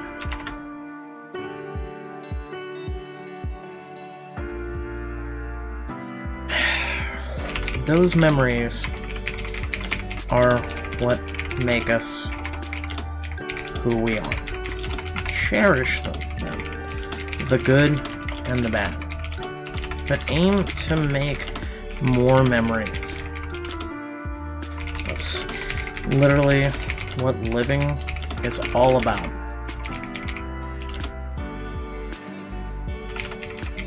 Meet new people, make new memories, fill up your life with such awesomeness that the memories are plentiful. Because at the end of it all, it's what will keep us here long after we have gone. Hope this helps. Best 2020. No, best in 2020. Boom. Sometimes it just be inspiration, you know? You just gotta go with it. What do you do when your friend circle makes you anxious and feel empty? Oh, hey! We haven't had this discussion enough tonight. I have the desire to make friends, but I'm not sure how to make friends as a 27-year-old adult.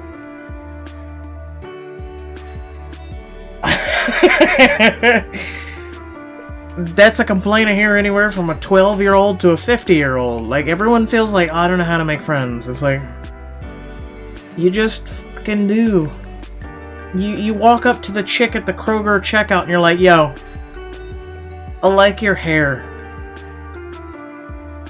And you try and not be creepy and be like, can I play with it?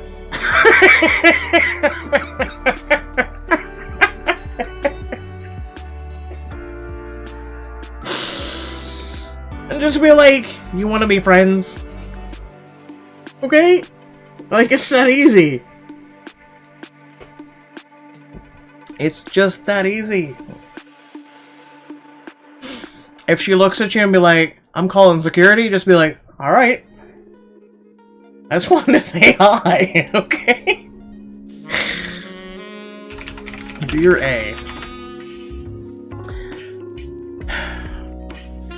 I have those same feelings with my friend circle. So, here's my suggestion. Meet other people, the same interests, hobbies, etc.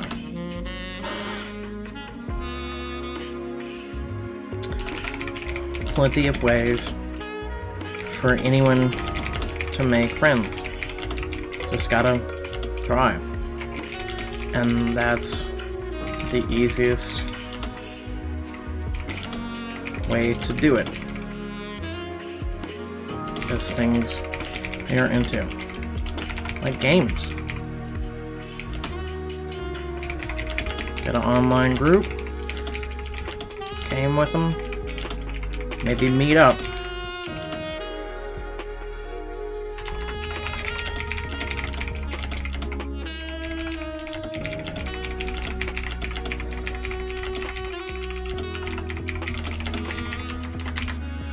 There you go. You get the mug.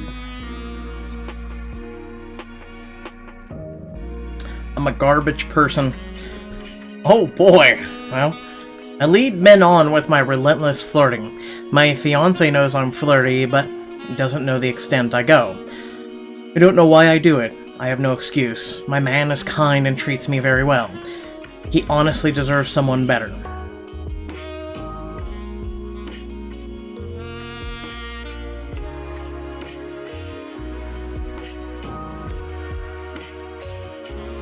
How the fuck do I deal with that?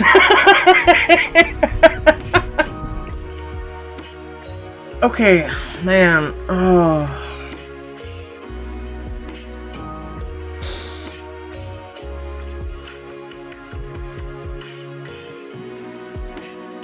Stop being a garbage person? I mean...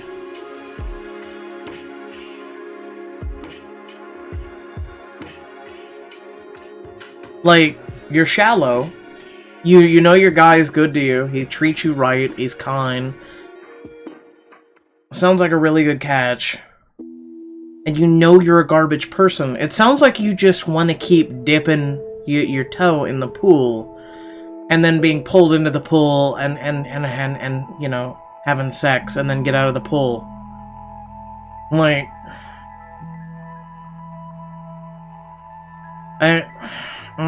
how to deal with this one. I agree with that. I agree with that. Okay, I got this. Here we go. Dear W.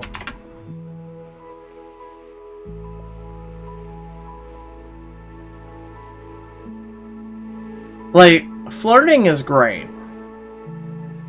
Don't get me wrong. There's, you know, it's kind of nice. You want to feel wanted. And, you know, I'm single, so that's why I say that. It's nice being a little flirty. But once you get that person, and you're like, yo, I'm dating you, you lower your flirting. You can still, you know, be a little teeny flirty, but like, you dial it down because your eyes should only be for that person. How do we change this person's life? There's one way or another, someone's life needs to change here. This woman's, like, priorities needs to change, or this guy deserves better.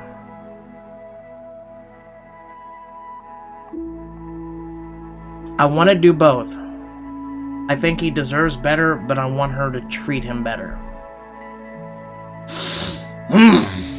Okay.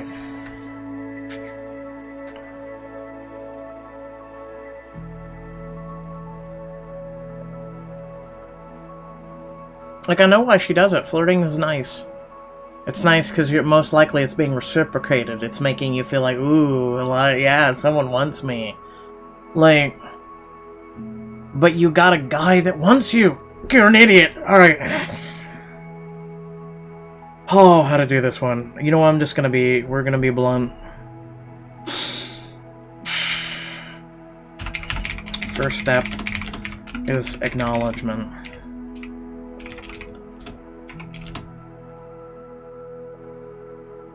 You got a good guy who deserves better.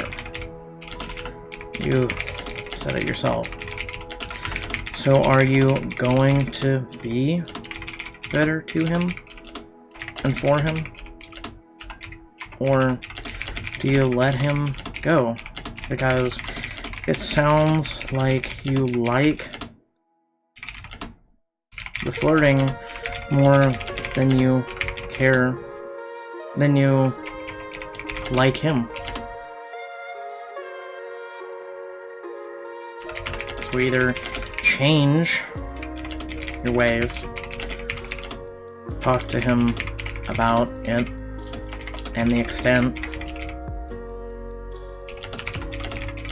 or let him go and let him find someone he deserves. It's literally that simple. Hope this helps. It's in 2020. But like, either talk to him and tell him the extent, and change your ways. Maybe he could help you. I don't know. Or let him go. Like, I'm married. I can't even imagine flirting with anyone else.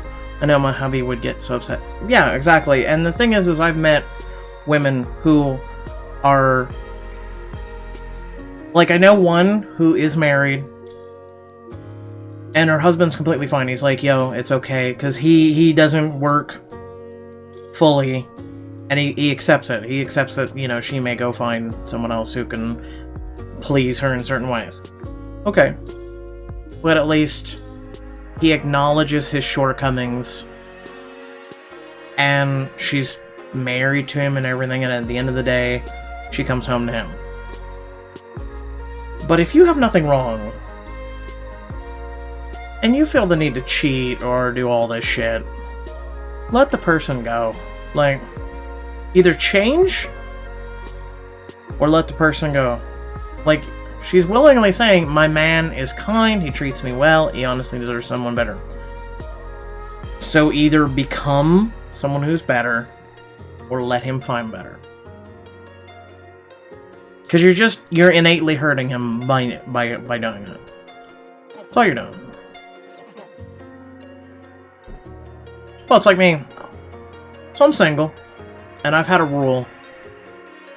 Because, I don't know, part of it is my own lack of confidence. Part of it is my own shortcomings of myself and thinking that I'm not good enough. And also the fact that I'm still holding out for the right woman. There was once a woman who was the right one. She's no longer on this planet. Because she was too good for it. And, like, I have this rule I tell every woman that I'm with. I'm not gonna be like, yo, no sex for you, until I'm ready. And I feel like you're the right one. If, for whatever reason, I have, like, you want to go and hook up, and I'm not gonna deprive you. Or, you know, if I have a shortcoming or not. It's an awkward conversation. As long as you tell me and are open about this. Like, yo, I'm gonna go see Willis tonight. You know. I'm like, okay. I would rather you be open with me and honest with me, and you filling that need, than to find out from Timmy, who's like, yo, your girl's over there fucking Willis. Like, I'm fine with that. Like, I'd rather go through that whole, I'm gonna go be with Willis, at least I'll know. And I'll accept that. Like, hey, she's coming to me at the end of the night. I'm willing to be okay with that. I myself, if I was ever given that out, I wouldn't do it. I'm a one-woman kind of guy. Like, I've been burned more times than I care to count. And they always give you the shit. You're such a great guy, I don't know what's wrong with me. I'm like, motherfucker, just piss off. Like, I literally gave you the out. And you still couldn't do the out. I hate that. Just came in for a moment, my dad was watching Eva and she rolled over, so my dad moved a bit and fell off the bed. I was gonna say, are you okay? But checked on Eva, still safely on the bed, and she had the biggest grin and started laughing. Nothing wrong with that if you're okay with it and happy. Everyone is different and nobody knows the same rules. Yeah, exactly. No one does. Like, it's like someone messaged yesterday that they wanted a polyamorous relationship, and they were like, you know, it's hard to find other people who, because everyone's like traditional, and I'm like, you're not looking hard enough. There's plenty of people out there. Most people don't want to talk about anything beyond traditional because it's taboo. Like, shit, 20 years ago people were taboo about talking about just sex. You'll find people, just go look. Hell, there's Facebook groups and everything for polyamorous people. You can find people that want to talk about shit. Like, sex sells. Like, I'm a literal streamer, and I watch everyone around me with OnlyFans. You want to see me naked? And go to my OnlyFans site, just $5 a month. This year I'm having a Black Friday sale. For just $1 you can join and get all my lewds, and I'm sitting there going,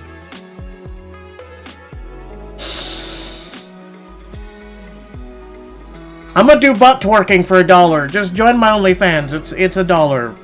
That's right, butt twerking.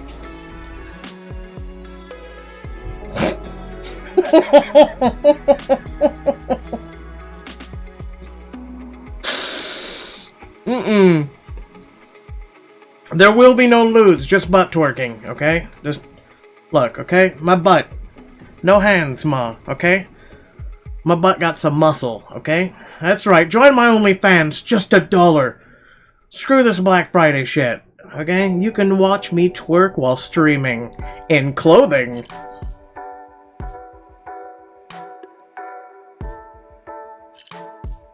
Oh, there's Facebook groups for everything. There's Twitter. Like, there's people who literally create, like, fake Twitter profiles and make memes or troll or post pictures and all this other shit. You can find it. Like, there's Tumblrs, there's Instagrams, there's... If you just Google the word polyamorous and you'll find it. And that's what I told the dude, like, just, you can look. You'll find it. You'll be okay. There's times where it feels like my dad doesn't really care about what I'm passionate about. And it just makes me angry at him for always preaching about empathy, and yet he doesn't show it. He's so stubborn about always being right. That's every parent that is, like, half a parent. Like... Okay, I got you. Dear ass. We as children want acceptance from our family. It's literally hardwired into us. You need to accept things about you and less from others' opinions. You'll be a much happier individual. And hopefully, one day, he'll come to accept and support you. If not, then that's on him and not on you. Hope this helps. It's truth. Don't accept, like, we're hardwired to want our parents' acceptance and their support and all this other shit. We want it. We crave it. It's like the tea. Nom nom nom. We want it! The problem is, you go so many times to it and you keep getting smack back, smack back, smack back. Stop going for it.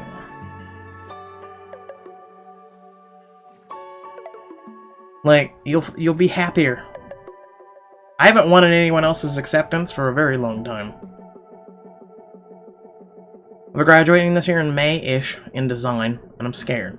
I'm not that fond of my course, and I don't know what to do after graduating. No one knows what to do after graduating. No one knows what to do before graduating, let alone after. That's life. I don't really have any passion in anything. But you're saying you love art. That's a passion. I love art, but I don't know how to get myself to keep practicing.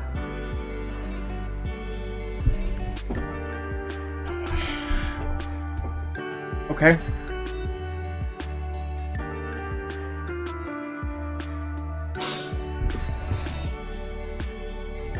Alright.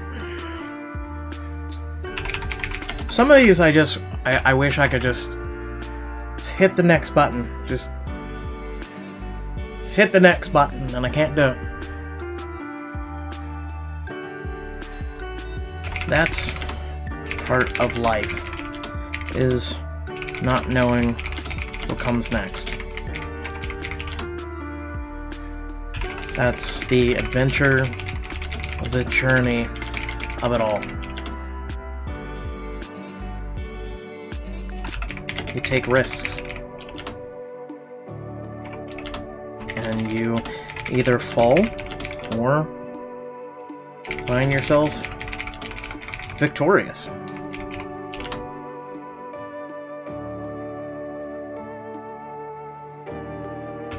You love art. That's passion right there.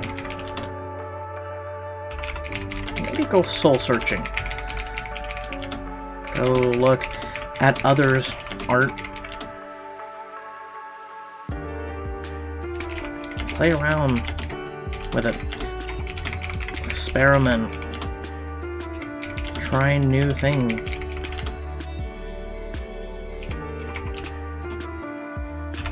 You'll find your way eventually.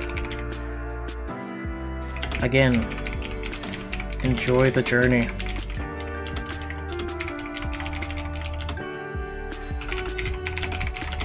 Especially for art. Like, yeah, it sounds like they got their passion. They're not realizing it, and then they also have no motivation, so you go. It's like being a photographer. Go. Go, go. Outside. Go. Sitting at home going, I don't know what I'm gonna take pictures of. Go. Go take a fucking picture of the tree. Then work on the tree.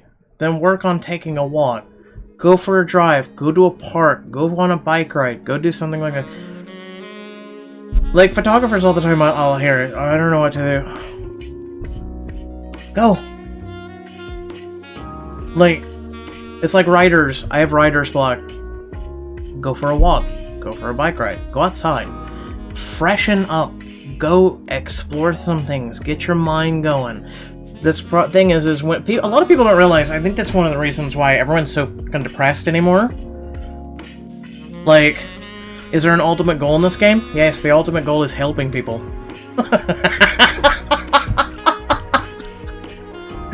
That's... like, that's like, what's the ultimate goal as a content creator? Making content? I don't fucking know. Like, that, I mean, that's, I don't know how else to put it to you. Like, there is no goal. Not every game has to have a goal. It's kind of like Skyrim. What the fuck is the goal of that game? Oh. Are these real people? Yes, these are real people. Like, right now, Bunny-chan, she was the one that sent us the thing about, you know, feeling like a whale and everything else. You know, sent her a message, motivated, made her smile. Here she is. Yes, these are all real people. Like, none of these are fake. Like, this is a game for $4 that people sit here and they talk about their issues, and then you try and help them to the best of your ability. So I'm taking this mushy, craptastic thing in my head that I have dealt with so many things and hoping to help people, and also using, like, for some things that I don't have answers to, thinking about it, giving them common sense, common courtesy, common decency answers to hopefully help them. Like this one right here. I've been there. Lack of passion, motivation, things like that. You just gotta go outside. Like,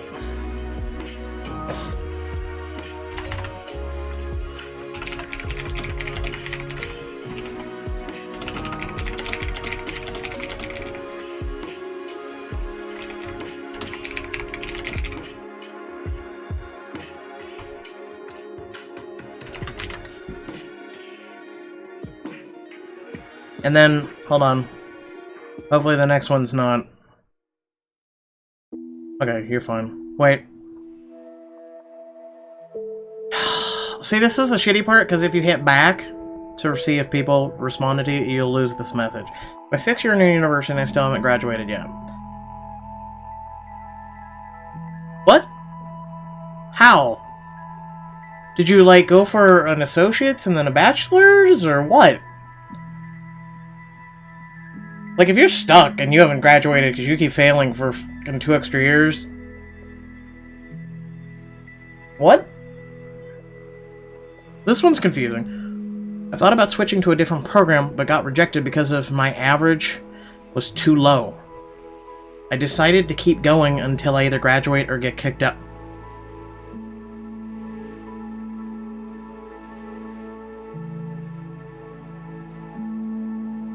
What?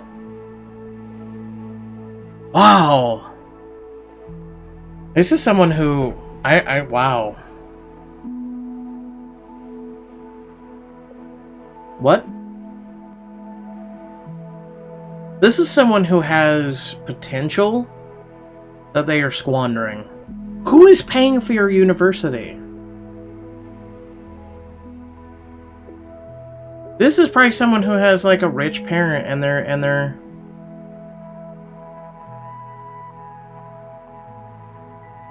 wow, man. Like, you either have a lot of student debt, which, no, because the university eventually does kick you out if you have a bunch of debt and you just keep accruing it. They'll just be like, no, you're done. So this is someone whose parents is probably paying their way, and they're wasting it, they're squandering it.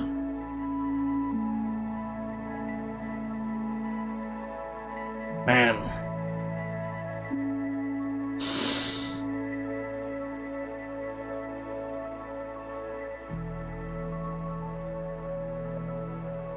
Do you need this game to write a message? Unfortunately. It's $4 on Steam, so...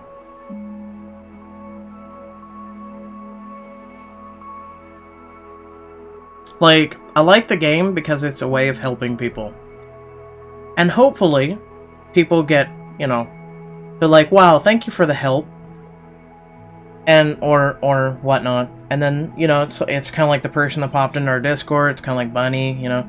I want to grow the community with people who realize that it's okay to want to not feel alone. It's okay to push yourselves. It's okay to realize that there's communities out there for you. Like, it's like I was talking earlier, I want the community that I have to realize it's a community and it's not just like a lot of other streamers who are like, yo, my name is da-da-da-da-da, this is my community. No, your community makes you. Your community makes you. You are a part of the community. That's my goal. Like, I want more people with empathy and less people who are just caring about diamond choices. How about that? Like, for so long, I've built a community of people who only cared about getting something or they'll go somewhere else.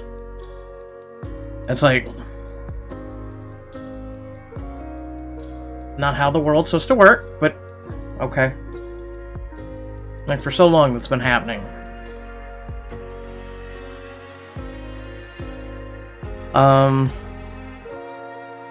Man, I really don't know how to tackle this one. This one's squandering potential. This one's...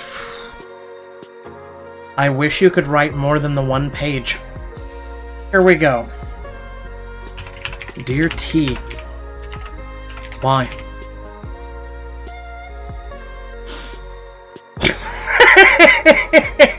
Just why? Just... Why? I just want to know why.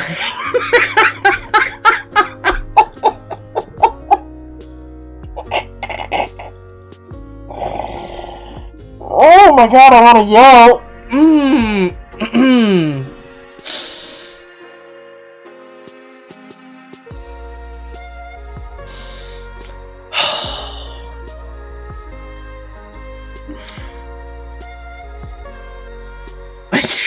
I literally just want to ask why.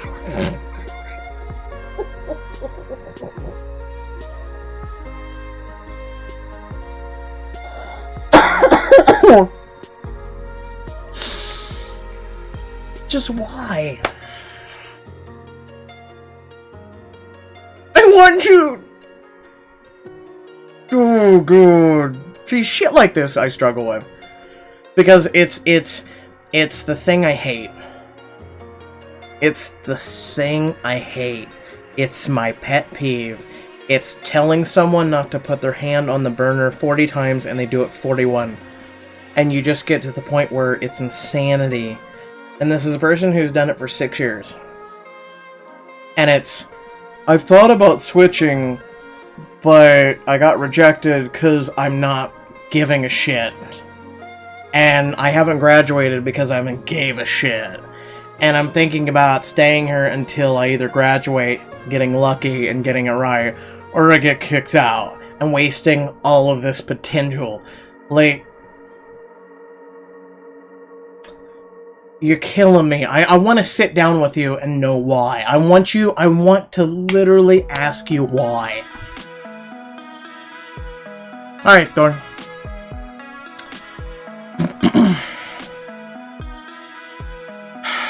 Alright, let's just try.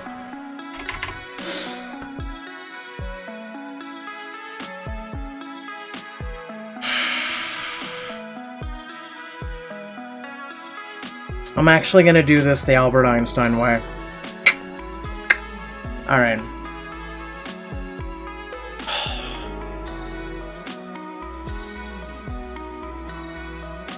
Perhaps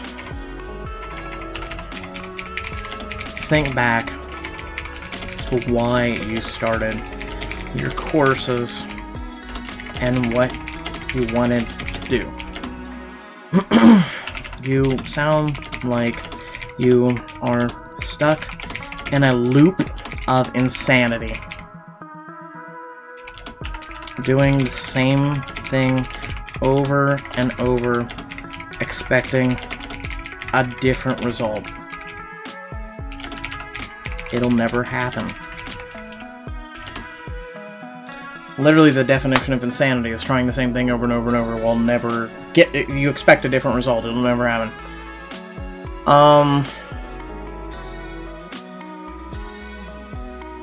You're squandering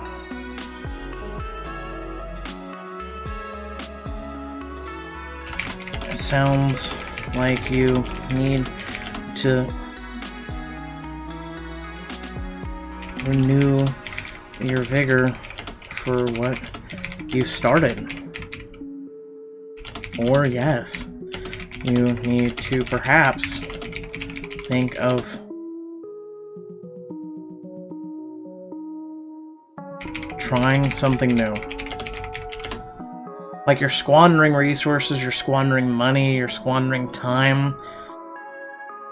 Time is something you can never get back.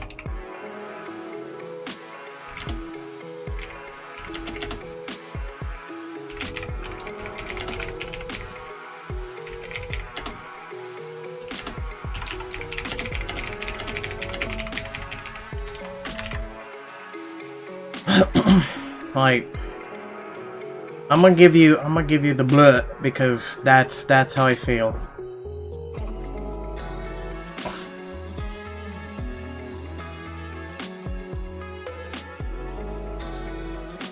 Okay, we're back in.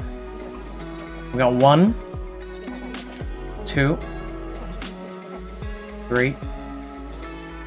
Okay, I'll accept it. Might be more, sometimes it's delayed. Lost my stepfather 2 months ago, and the anniversary of my parents' meeting is tonight. My mother has been taking it especially hard. She feels so alone, and I can't help but feel like I don't spend enough time with her. I don't want her to be alone. Like, a lot of people don't realize they literally have their answers themselves. Like, if you were to write this, and then you were to reread it, you have answered it yourself. A lot of people don't realize their problems, when you actually sit down and you actually write it out, you, 9 times out of 10, will find the solution right there. So, Dear A, sorry about the loss. Your solution is very simple. Sit down with her and spend the day with her. Talk about the good memories you have. Make new ones. Because one day, unfortunately, she may be gone too. So spend each day like it's the last.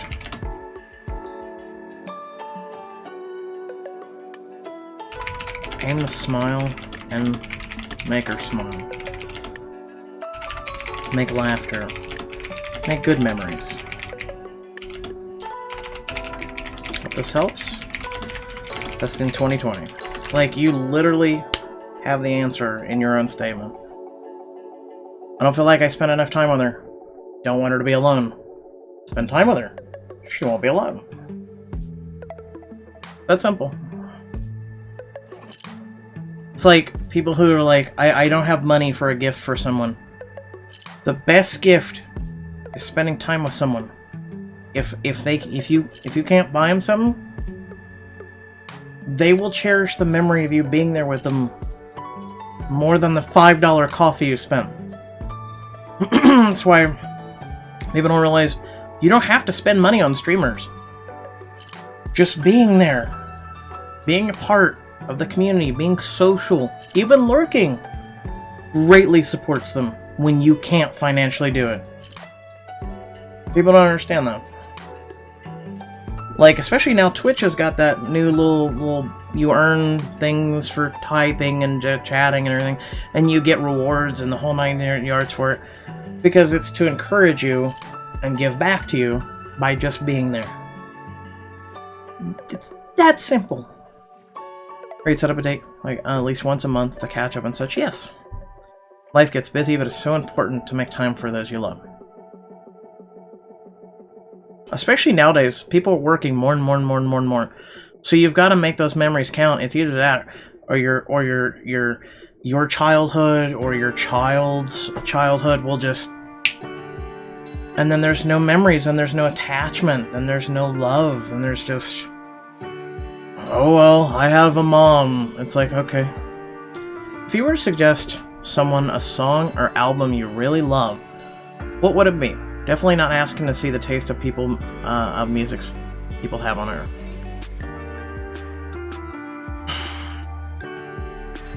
I got you. Dear D. NFX. Linkin Park.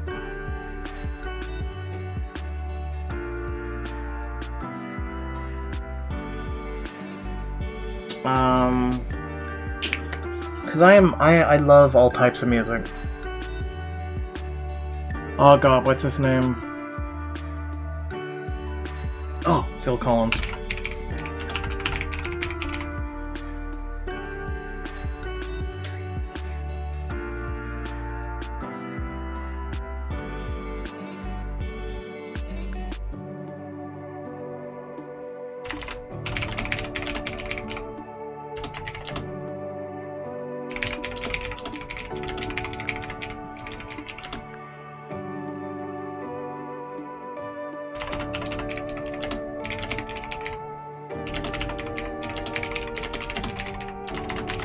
We'll do those. NFX, good YouTube group of people that do non-copyrighted music and they share it. Linkin Park, incredible shit, even their latest albums.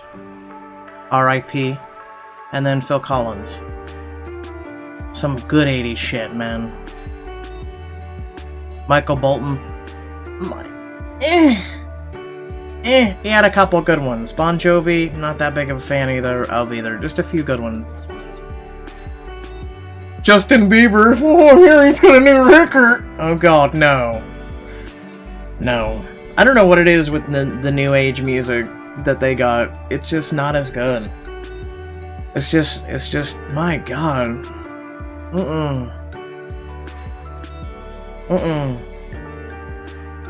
The music of the last decade is just shit.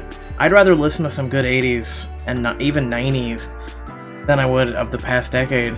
Like, there's just a few songs. It's like the Billie Eilish song is that, you know, the ball whatever music. I'm the bad guy. I'm sitting there going, no. Definitely love Nicki Minaj. No. No. I actually can't stand her because she's so full of herself and so fake. Like, Nicki Minaj, when she first started out, alright.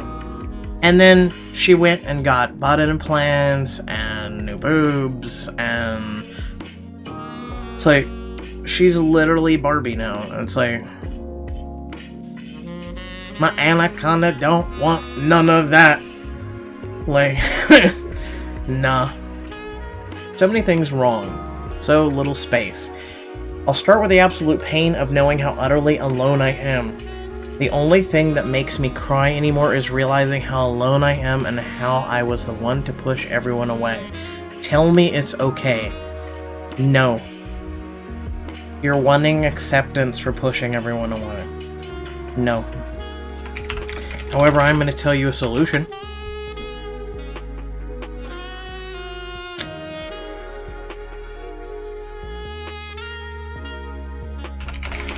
Sometimes we need to be alone to discover ourselves and go from there. So perhaps you needed a clean social slate so you could find people for yourself that accept you for you and vice versa.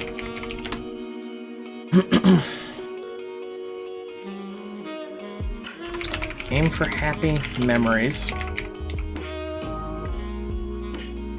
and temper the pain and crying,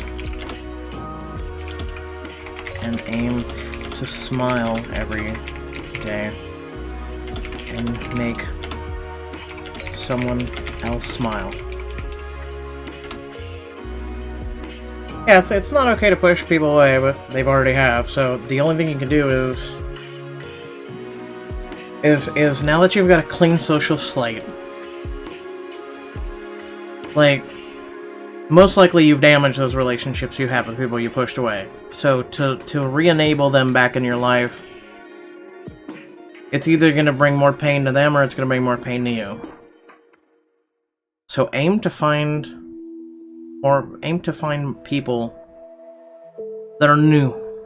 Aim to find people that you aren't going to push away.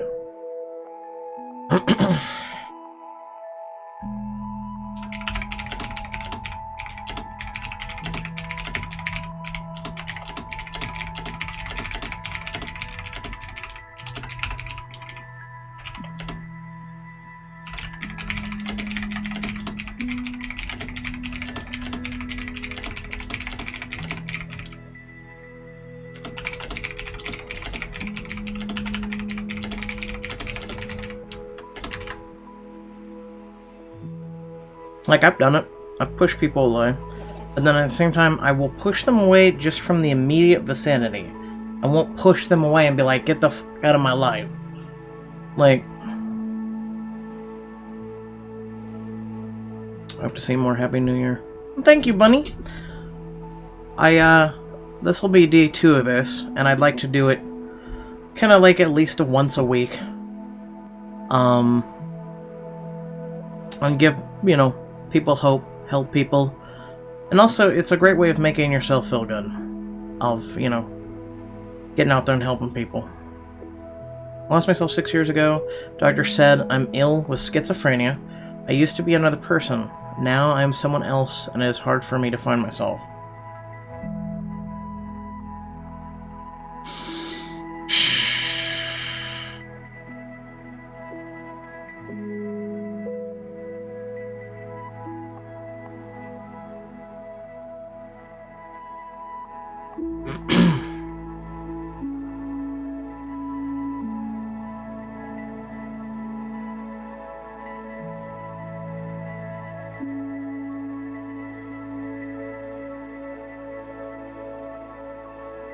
This one's tough.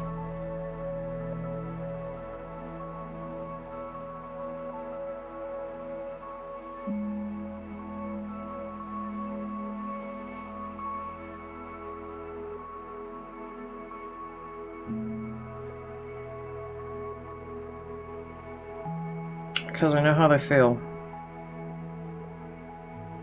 Like, I used to be a completely different person. Like, there's the foundation of me has never changed, but the house and everything else has constantly kept shifting for everyone else. Like, I still have my moral compass, I still have, at the core of me, I know who I am, but everything else is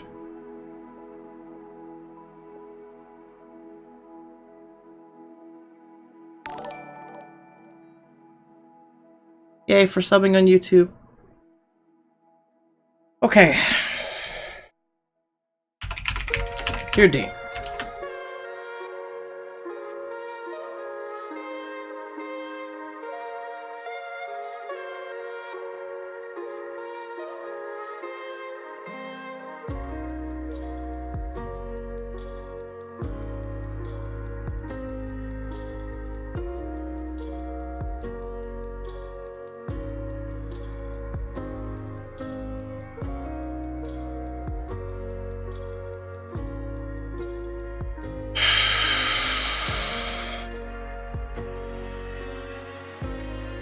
Firstly, coming to terms with this is the first step to finding yourself.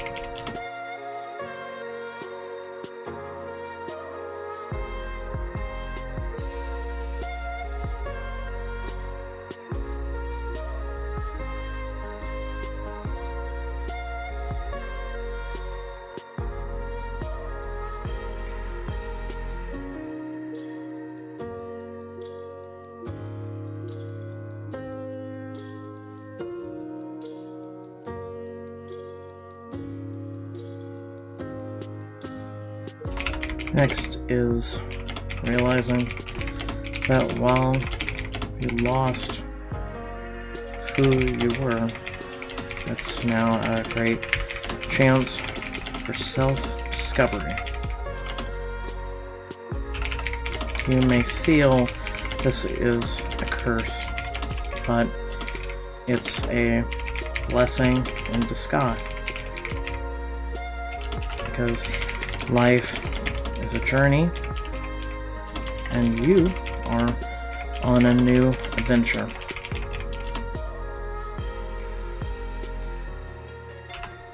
So rediscover yourself, who you are. Set new goals, do new things.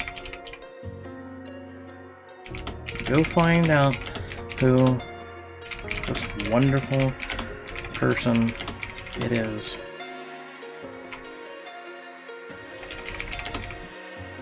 Find out who this wonderful person is and share it with the world. Hope this helps.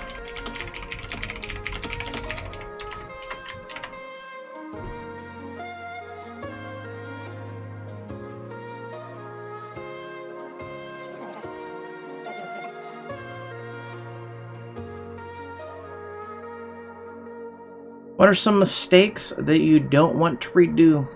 Mine are not communicating with my friends about my feeling and having a fallout. I don't want something like that again.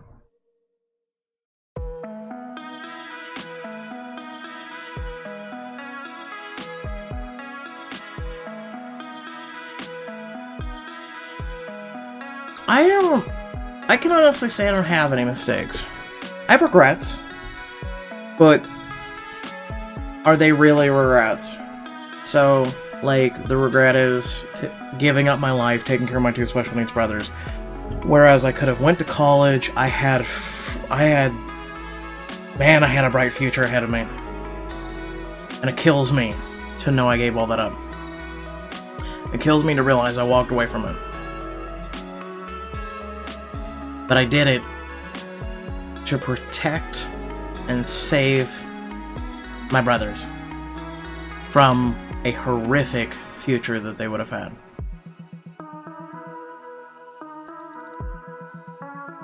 So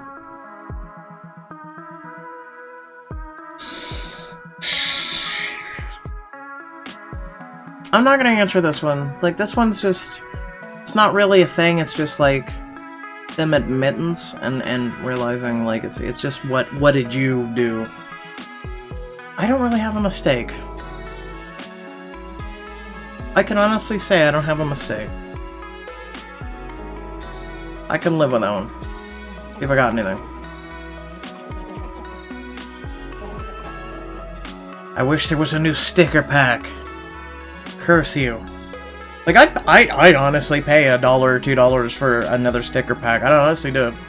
Just to send people new stickers. It's okay to be sad. It's not a waste of time to feel things. I have many sad pasts that I can talk about, but for now I wish to enjoy the new year, which is kind of enjoyable. So, what you guys did for your New Year's Eve?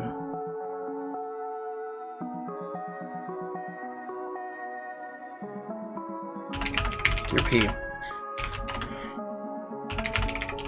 Spend it streaming and answering these. Hoping to make people's New Year's that much more awesome.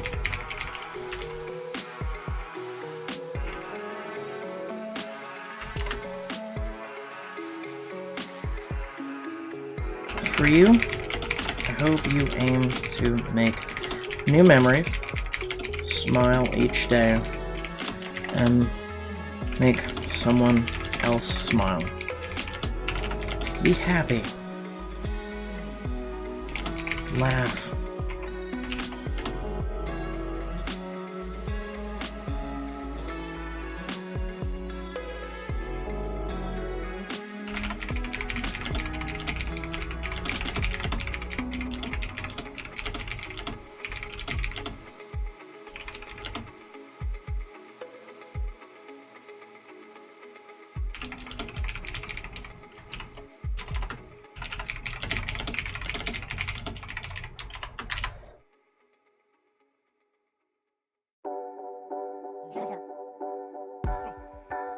Okay, Happy New Year. I'm bored right now. I'd like if y'all would tell me something y'all like to do when you're bored.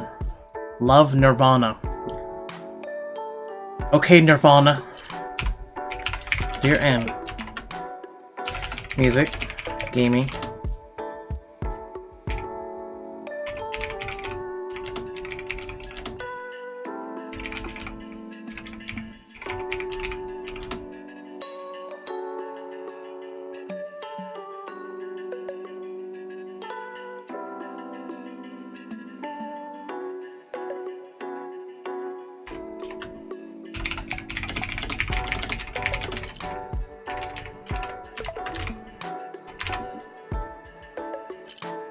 This person is setting off fireworks like every hour on the hour.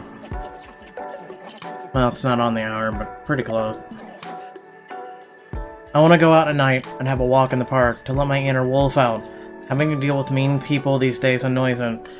As suggested by a friend, yet I feel anxious to do so. I want to overcome this. Help. Dear Anne. Go for the walk. Let your wolf out. That's a good thing.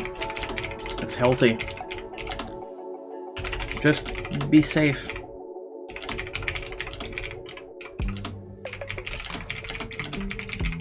Maybe go with a friend. But if not, be safe.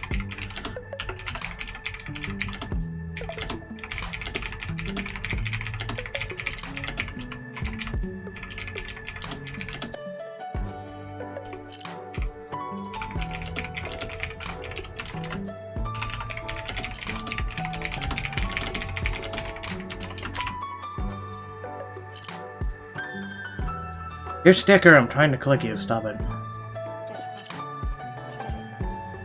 Okay, do you have a question if you do enough? Wrote 40 letters to people for the holidays in my community. People said I was fake for doing so. Oh, that's precious. That's precious. If people are saying you're fake for doing that, fuck them. People are not gonna like how upfront I'm gonna be here in a second. Dear F. F them. Seriously. Kindness is not fake. To them, it might be, because they don't know how to be nice. Do not let others dictate what you do or don't do.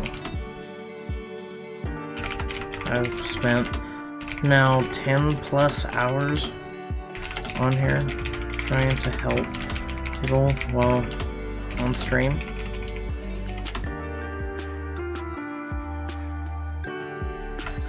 kindness is needed now more than ever in this world.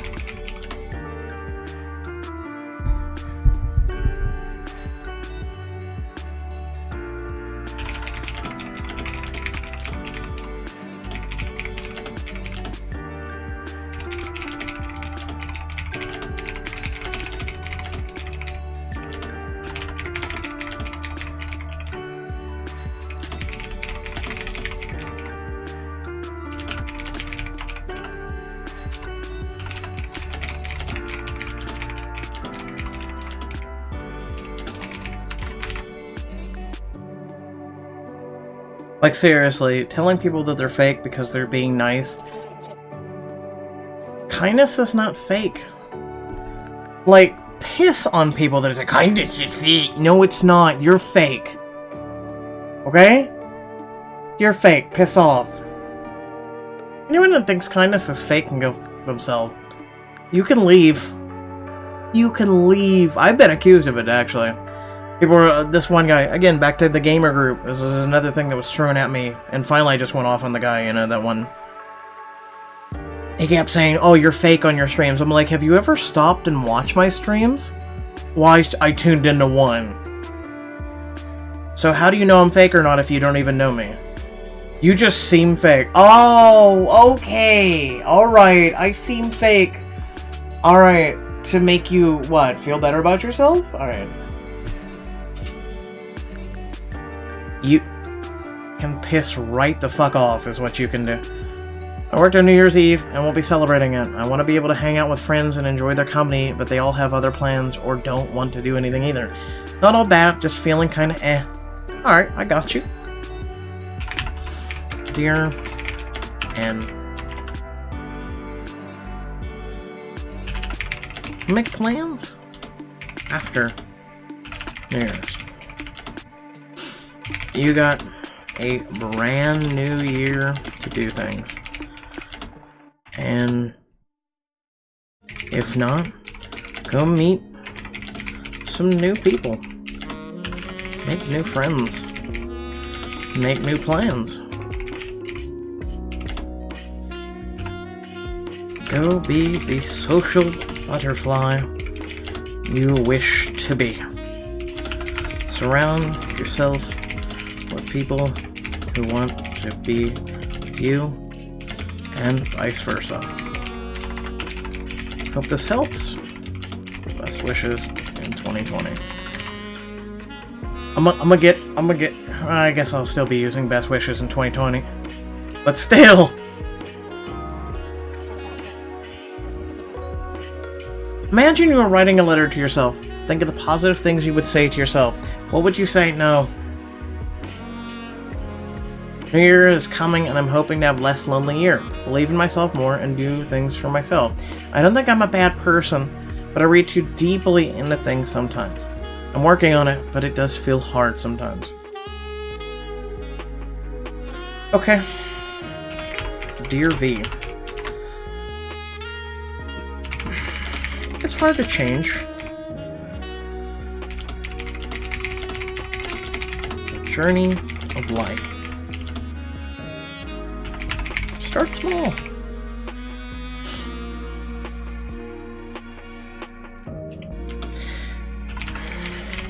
You're not a bad person for thinking too deeply about things.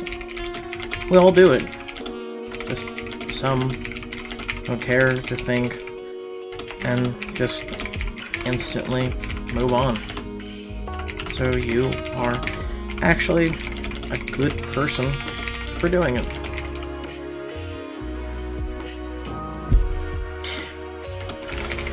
Life can be hard,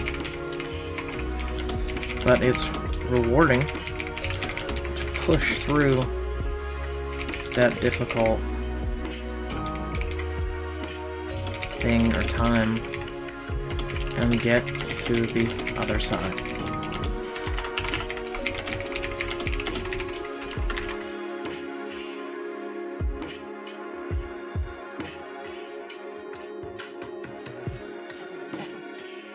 Happy New Year! You're much more stronger than you think you are. Recently made new friends, but it feels like I've been bothering them too much because of being told in past friendships that I'm very annoying, and I am a little scared. Dear M, talk to your new friends about this.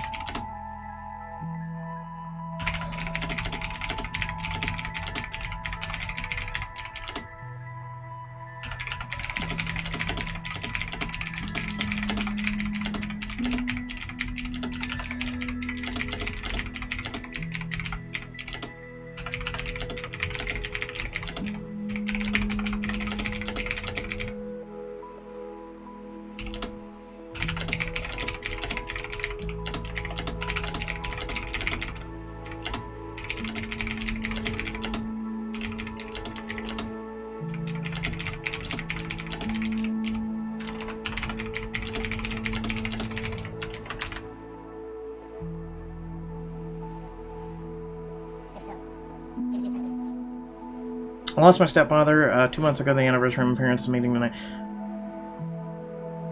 Didn't we already? Yeah, we already answered this. We already answered that one.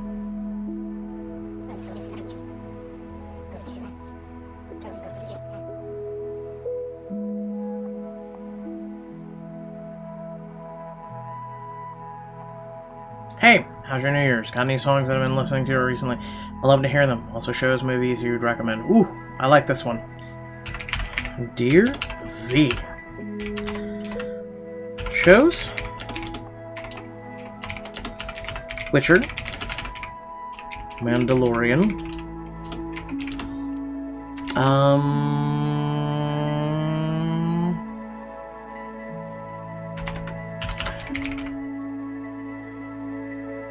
Music. FX. Linkin Park. Phil Collins.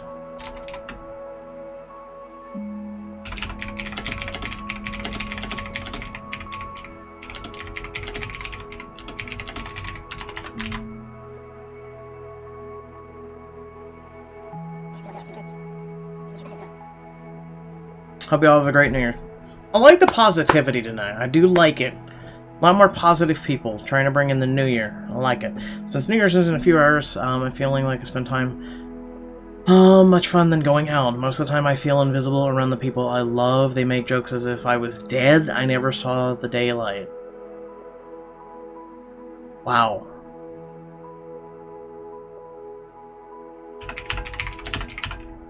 Dear F.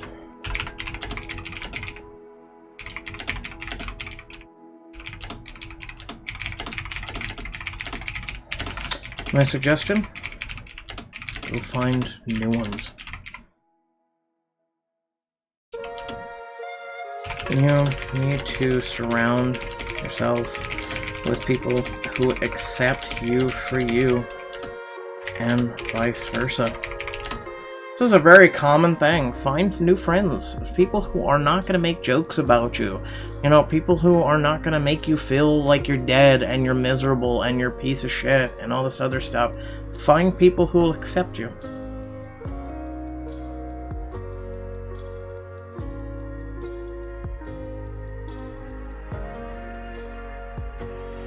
And yes, it's okay to want to be at home and recharge a little. But don't become homebound and never go out. Take risks. Like I said, find new people. Hope this helps. Best wishes 2020.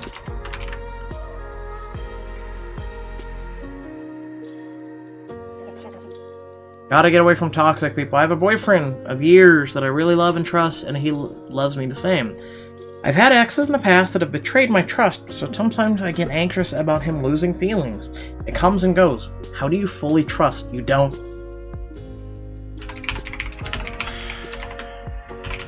That's love. Taking risks. If you have these insecurities, feel free to sit down and talk to him about them.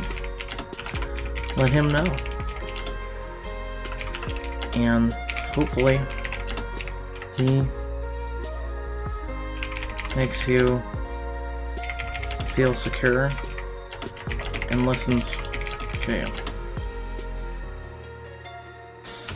Most likely, it's just thinking too deeply and too much on a situation.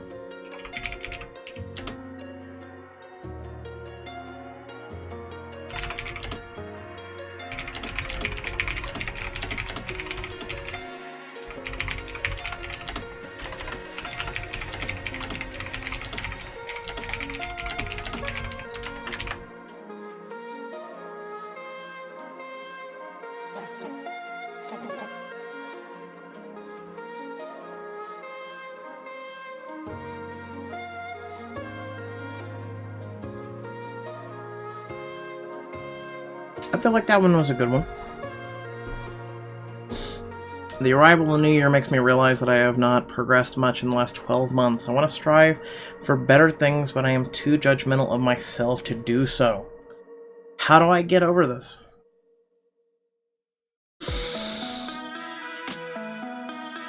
Typically, if you're too... like, oh, hell, I'm judgmental of myself out the ass. That will make you strive.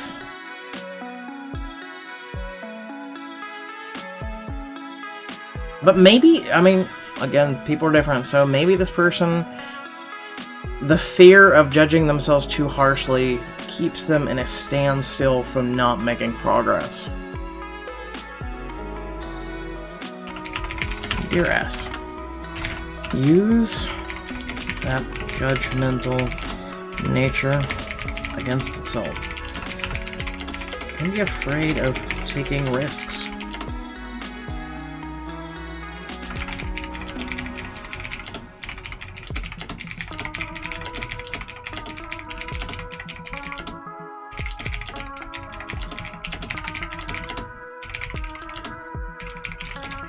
Doing things.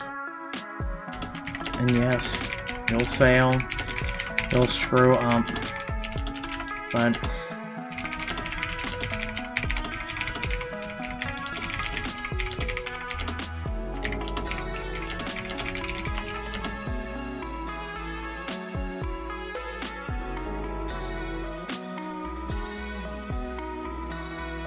did I mention I love this game? Makes you think. Also makes you have empathy. Also makes you help people.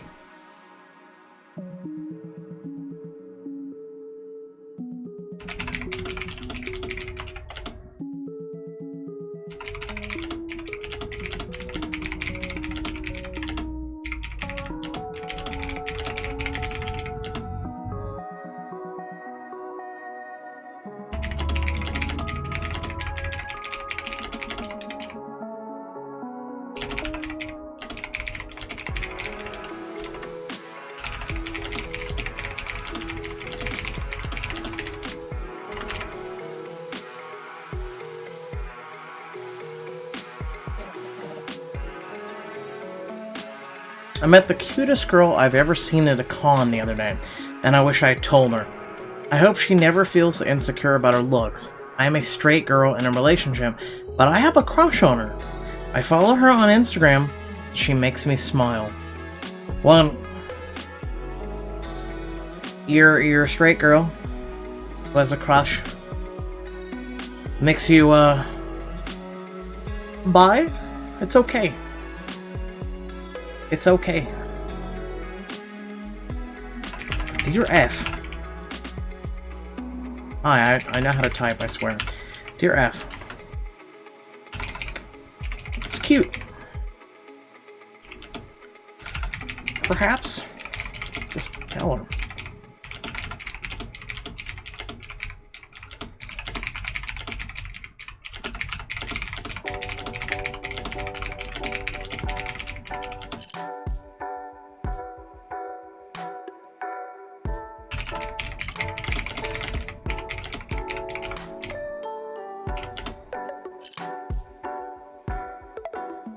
Like, you met her at a con and you automatically have a crush on her, though, while simultaneously being in a relationship. I just thought about that. Alright. It's cute. Let's just tell her. Talk to her more on social media, at the very least. Become good friends. I mean, that's what I'm hoping here, but honesty is the best policy.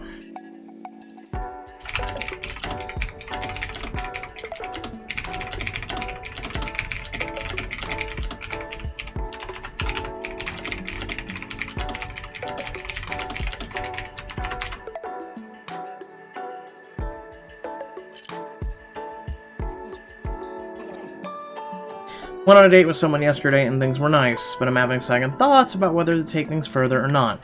Just doesn't feel the same as past relationships. Have you had similar experiences?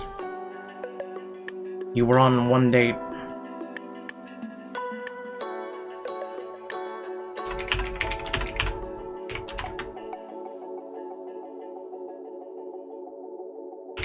Going on a date doesn't mean getting hitched. It's okay to take things slow.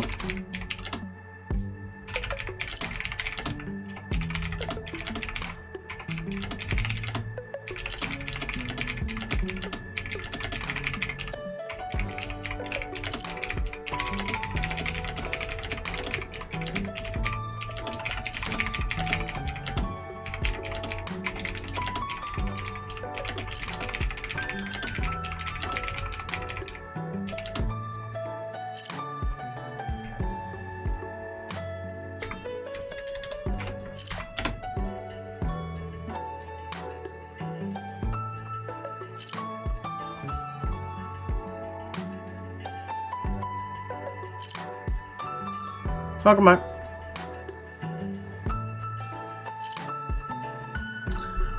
Like,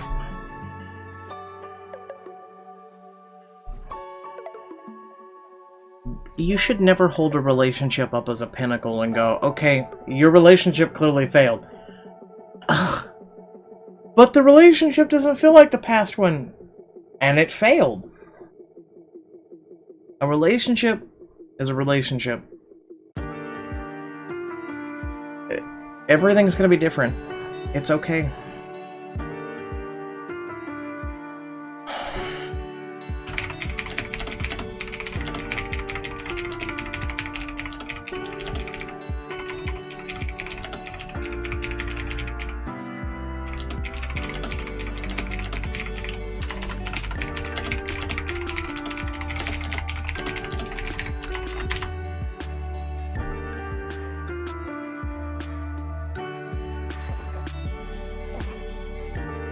Imagine, I already read this one. I like her a lot, and I'm not sure if she's feeling the same way. Then you ask her, silly.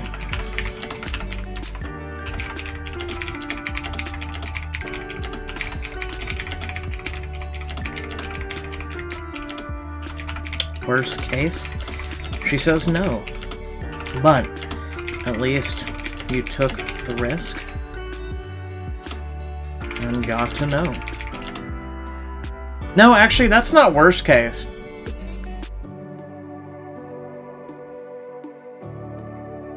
No, that's not worst case. Worst case is never saying anything. She might say no. But worst case is you never say anything and you never find out. Take the risk.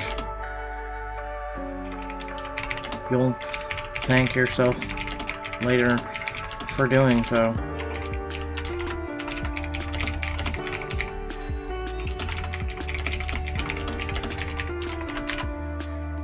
Take the risk.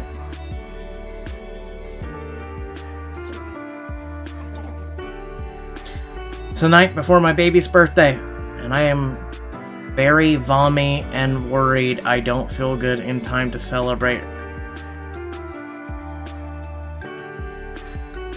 Okay. Dear S, It's okay to not feel good. It's life, and I'm sure she'll understand. Make it up to her. Foxy Songbird, thank you very much for following. How's your evening? And Happy New Year's if you've already had your clock go past midnight. Otherwise, hope you have a Happy New Year. It's okay not to feel good, that's life, and I'm sure she'll understand. Make it up to her. Hope you feel better in time, but if not,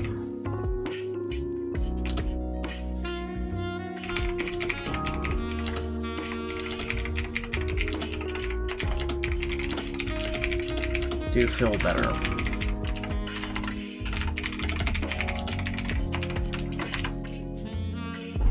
I shall send you... I hate the deer, no. We'll send you a kitty. Hello there. I wrote a letter about writing letters in my community. I want to say thank you for your response. I hope you have a wonderful New Year's as well. Yeah! Nice. Like I said, screw people that think kindness is fake. It's not. They can go piss off in the wind. This world needs kindness more than ever right now, and it's something that's diminishing and diminishing, and we have so much negativity in the world, and then it's, no, you're fake because you were positive. Why am I fake? Like, trust me, I've had the same shit said to me, and then you just give them a middle finger, and you just say, you know what, I'm gonna keep being me, and you can go piss off. Bye! They don't deserve you. They don't deserve you. Like, piss them. Just screw them. Whatever. Like, just look at them and go, oh, I'm sorry my kindness bothers you. Would you like a hug? Like, you kill them with kindness. A friend asked me how to nicely break up with someone. I told her the only nice breakup is a mutual one. Pretty much. Like, just look at them and be like, yo, I want to break up. Oh my god, you too? Yeah, we can be friends if you want. Nah, okay. Alright, well, I'll see you around, Karen. Bye!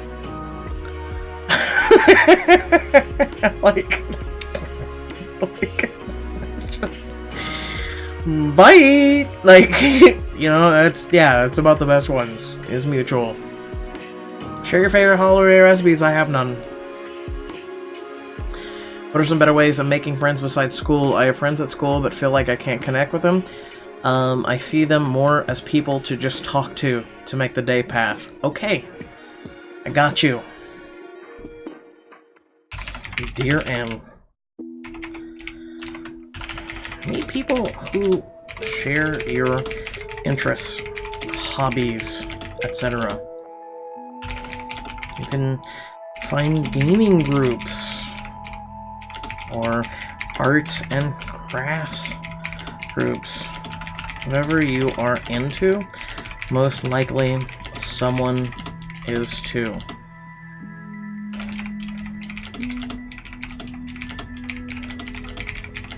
Be your friend.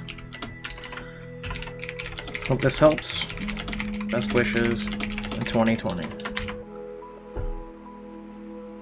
Like, oh, that's a glowy cube. It just looks like a book.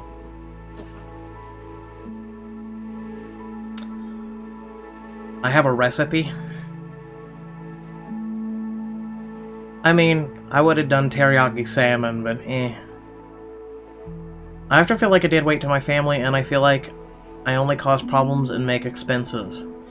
I really feel worthless.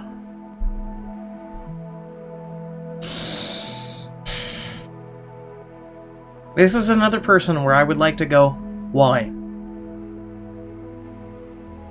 You haven't wrote much, and then also at the same time, like, why? Like, why do you feel dead weight? I mean, I could get that, but why? And then also, like, why do you feel like you cause problems, and what expenses? Like, are you being made to just feel like, I have to buy you food, and I have to pay for the shelter over your head? Then, if you're being made to feel that way, get a job, get the hell out, and support yourself, and get away from those people making you feel like that. Like,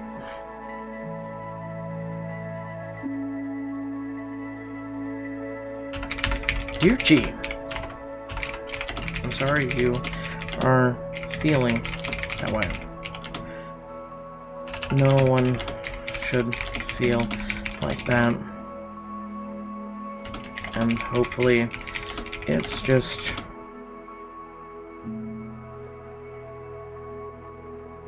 you overthinking,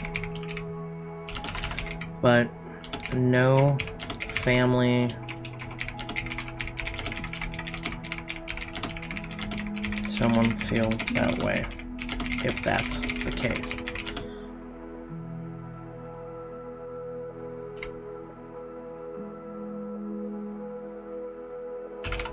My best suggestion would be to seek personal freedom. To go out and support yourself and get away from that negativity.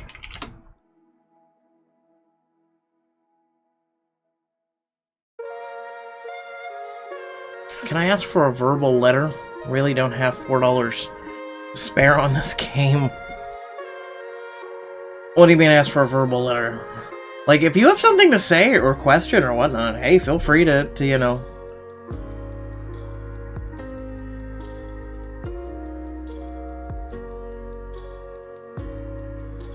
Support yourself and get away from that negativity.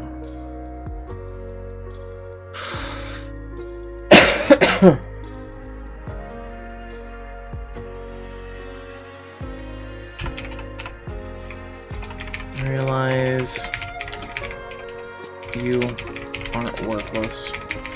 No one truly is. And I hope you find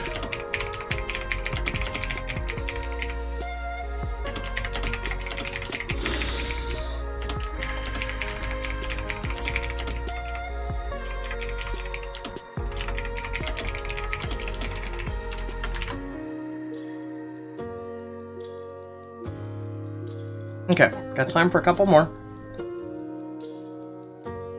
And then, like I said, gonna spend a few minutes with my brothers and then come back and stream either Final Fantasy VII, Tales of Berseria, or we could do more of this. I don't know. Share with me some of your favorite books, series. I need books to read over the break. I will pass on that one. Maybe? Well, actually, you know what? No, this would be a great time to pitch. Okay? This would be a great time to pitch. I got this. I got this. I'm doing this one for you, Storyscapes. Dear B.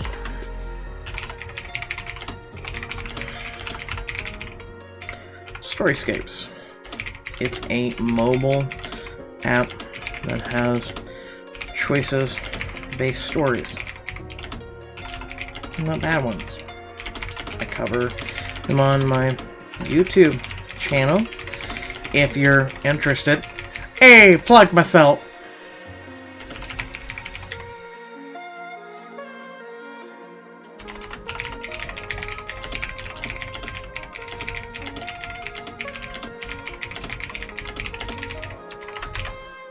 There we go. I get to legit plug myself once. I've been wanting a girlfriend since I was 6 years old. You're adorable. Does anyone want a girlfriend when they're 6? It's like, cootie!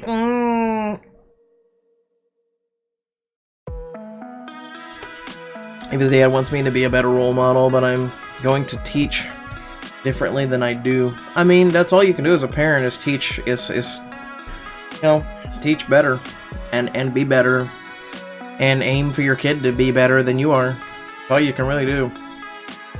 I mean, if I had a kid, I would do it. One, they would never cry. If they did, it sure as shit would be tears of joy. I would teach them martial arts, meditation, how to be strong, be a shield for others. Like, I would raise my kid right. But at the same time, do I really want a kid in this world when this world is so negative and it seems like it's going downhill? Like, I hold hope. I hold hope that it will get better.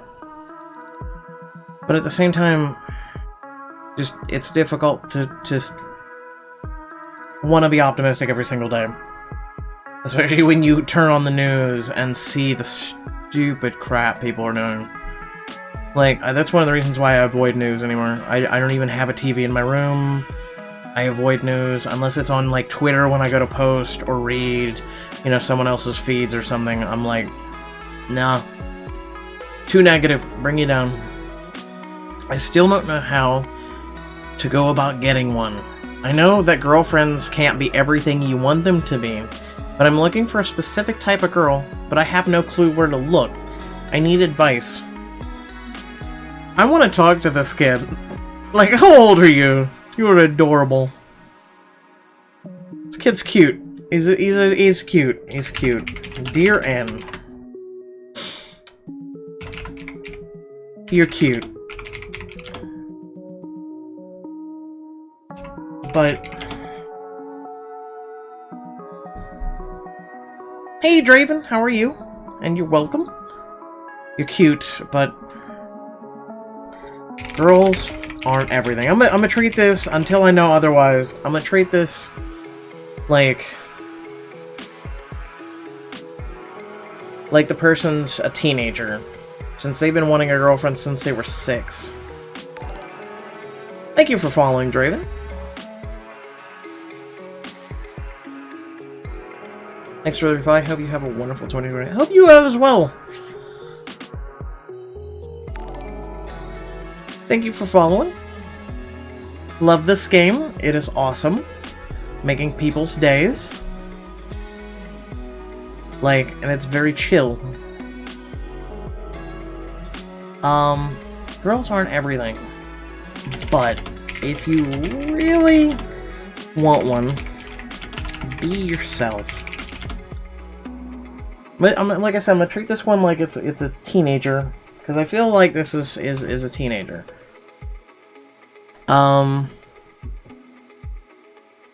Right? Look in a library. It's true. Look in a library. Meet someone online, gaming or something.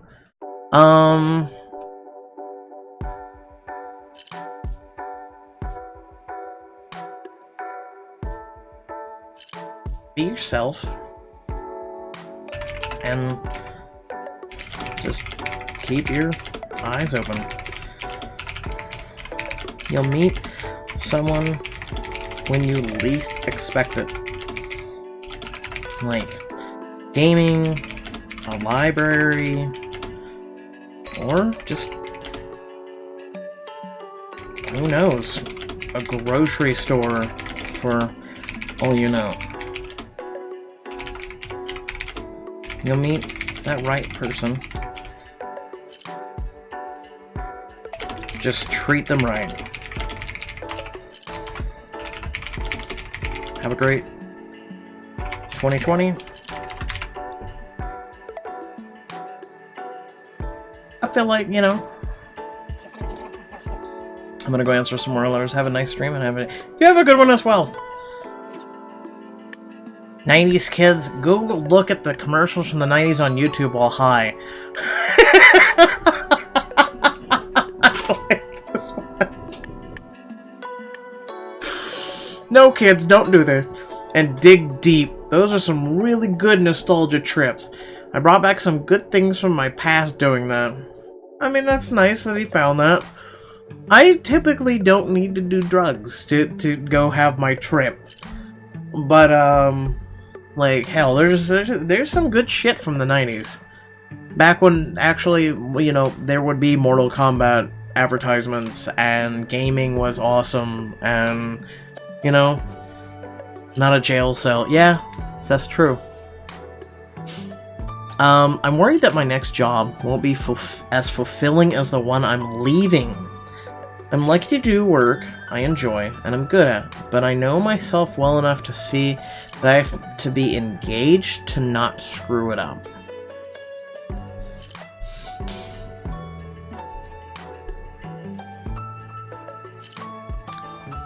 Okay. That's simple. Dear B, don't screw it up.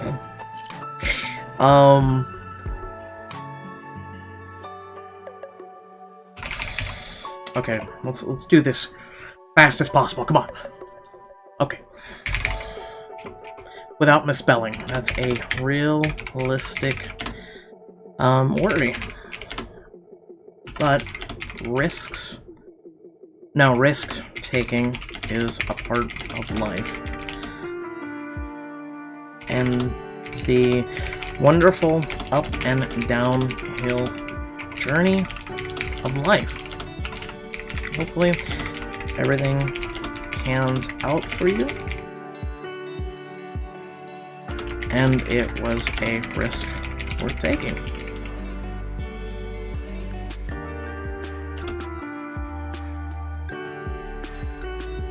Just make sure you are engaged and focused on the work you need to do, and above all, hopefully you enjoy it long term.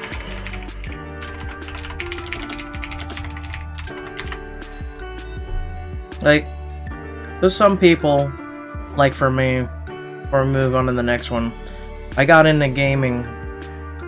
Like, I got, oh, whoa, would you like to come work for Xbox? Oh, I certainly would. And it almost killed my love and passion for gaming. Like, there's some people that will go get jobs in the industry that they know and love, and they think, oh, it's gonna bloom, and there's growth, and there's all this other shit. And nope. Working for Xbox was actually one of the shittiest decisions of my whole entire life. It's also probably one of the reasons why when I went over to Mixer, Phil and all those people who work for Xbox via Mixer, they, like, a lot of them are like, oh yeah, welcome to Mixer, and then I go over there and they're like, not one gave a shit. They were like, because for a while, coming out of it and barely by the skin of my teeth, surviving and coming out of that being like, literally you people made my life unbearable hell. Like, all you wanted was numbers and crunches and analytics and all this other shit, and I was the best in the company. But at the end of the day, they treated you like a piece of shit and they didn't treat you like a person. Like, they put a front on social media. They put a big old front on social media for all these people who go over to Mixer and all this other shit. But at the end of the day, they treat their workers like shit. They do. They treat their people like shit. It's just like all these people talk about how, you know, Amazon, well, I'm making good money at Amazon now. Yeah, how's that standing on a line and they won't let you go pee? How's that working out for you? Like, you're at the end of the year, a company will cut you to save bottom line. Just how it is. I was lucky enough to walk away. And like, I think I actually took a break from gaming and everything for about 6 months. I didn't want to touch the gaming industry whatsoever. Because that's how bad it was. I think that was a time where I don't think I've ever binge watched that much television or movies and didn't play a game. That's how bad working for Xbox was. Like, and as someone who did customer service and everything else and got the shit beat out of me, like, at least you could recharge. That job was a no. No. You know, remember the old DQ commercial that went ice creamy cake? No. With the dancing toys. No.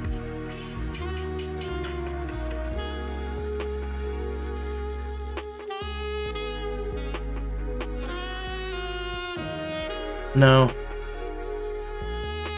I remember a lot of the old McDonald's commercials Wendy's, Burger King, Popeyes even. No? The only one I remember was their cones, and then the things that with the wood things. My god, what the hell are they called? The dipper things, the dipper cones, but the whole thing's covered. Not a cone, it's one of those things. Popsicle, but it wasn't a popsicle, it was like, had a thick, like it would curve, like it was a figure 8. Those are the only commercials I remember from Dairy Queen. Drumsticks, no. Though I did, god, I haven't had an ice cream cone of theirs in a while. Now I'm thinking of a chocolate-dipped ice cream cone, I hate you. Okay, I'll do a couple more real quick, and then I'll take a break, and then we'll... Like I said, we'll either do some more of this, we'll do some Final Fantasy VII, or some Tales of Berseria. I want to do some Final Fantasy VII, but... either more of this, or, you know... Alright, even though a large part of me knows it's all in my head, I can't help feeling anxious about my relationship. I feel like I may be reading into things too much, but I can't shake the feeling that I'm slowly losing the one I love. Advice. You've already answered it. Again, see, right here. I'm sure you right here are sitting there going, okay, if you feel like you're losing the one you love, go talk to them. 90% of the time, people need to write their problems out on a piece of paper, post-it note, or whatnot, and I promise you, when you take a look at it, you're going to be like, there's the answer. 90% of the time. Dear A.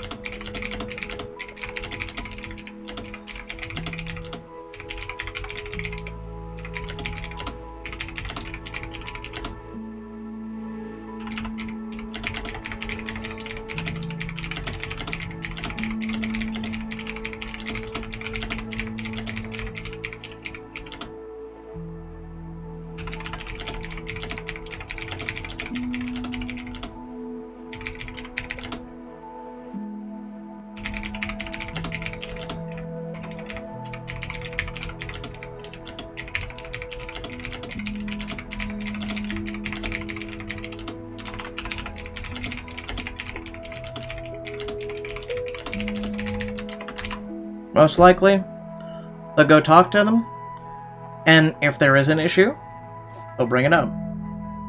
If there isn't an issue,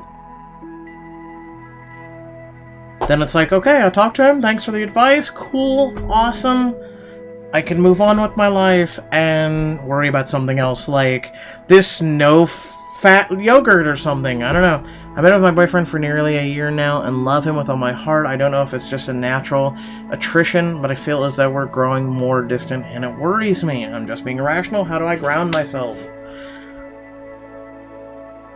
Welcome to the new year, where clearly people are going to continue having these issues.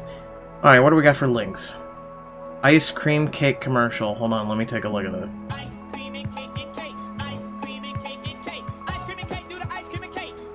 This was a 90s commercial? There's no way. I mean, late 2000s. Oh, this was Baskin Robbins. That's why. No. Yeah, I'm like, with the song and everything, yeah, there's... Okay, so that's Baskin Robbins. That's why. It's old.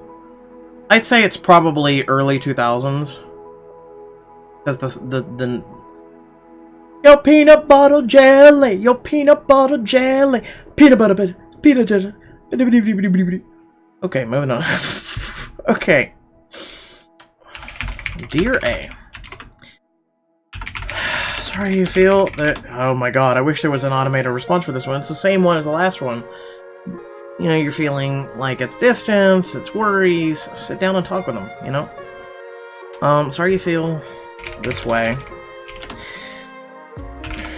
My best suggestion is sitting down with them and talking about how you feel. Pros. I swear I've seen that name before. Thank you for subbing on YouTube. I swear I've seen that name before. I swear YouTube, like, I've been having a couple people say, I, for whatever reason, got unsubscribed to you. And I'm like, okay, YouTube. Alright. Is this how we're doing this? Are you pissed off I told Susan Wojcicki off on Twitter? Are we doing this? Or you want to fight? My best suggestion is sitting down with them and talking about how you feel. This will either help if there is any issues between you and bring you closer, or you'll find out it's just you overly thinking too much.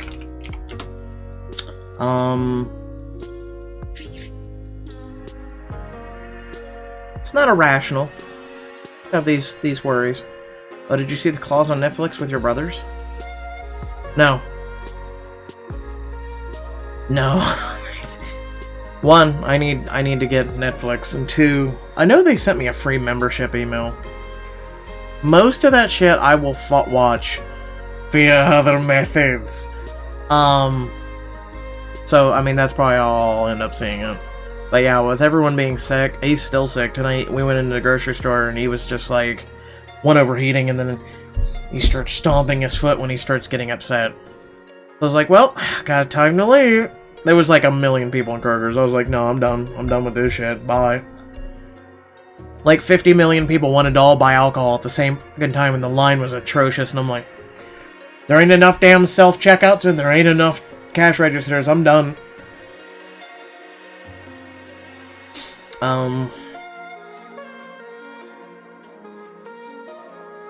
I'll do one more after this, and then we're bouncing. Because I wanted to spend 5 minutes with them, get them in bed, then come back and stream. You'll find out it's just you overly thinking too much. Nothing wrong with having reassurance. I hope this helps.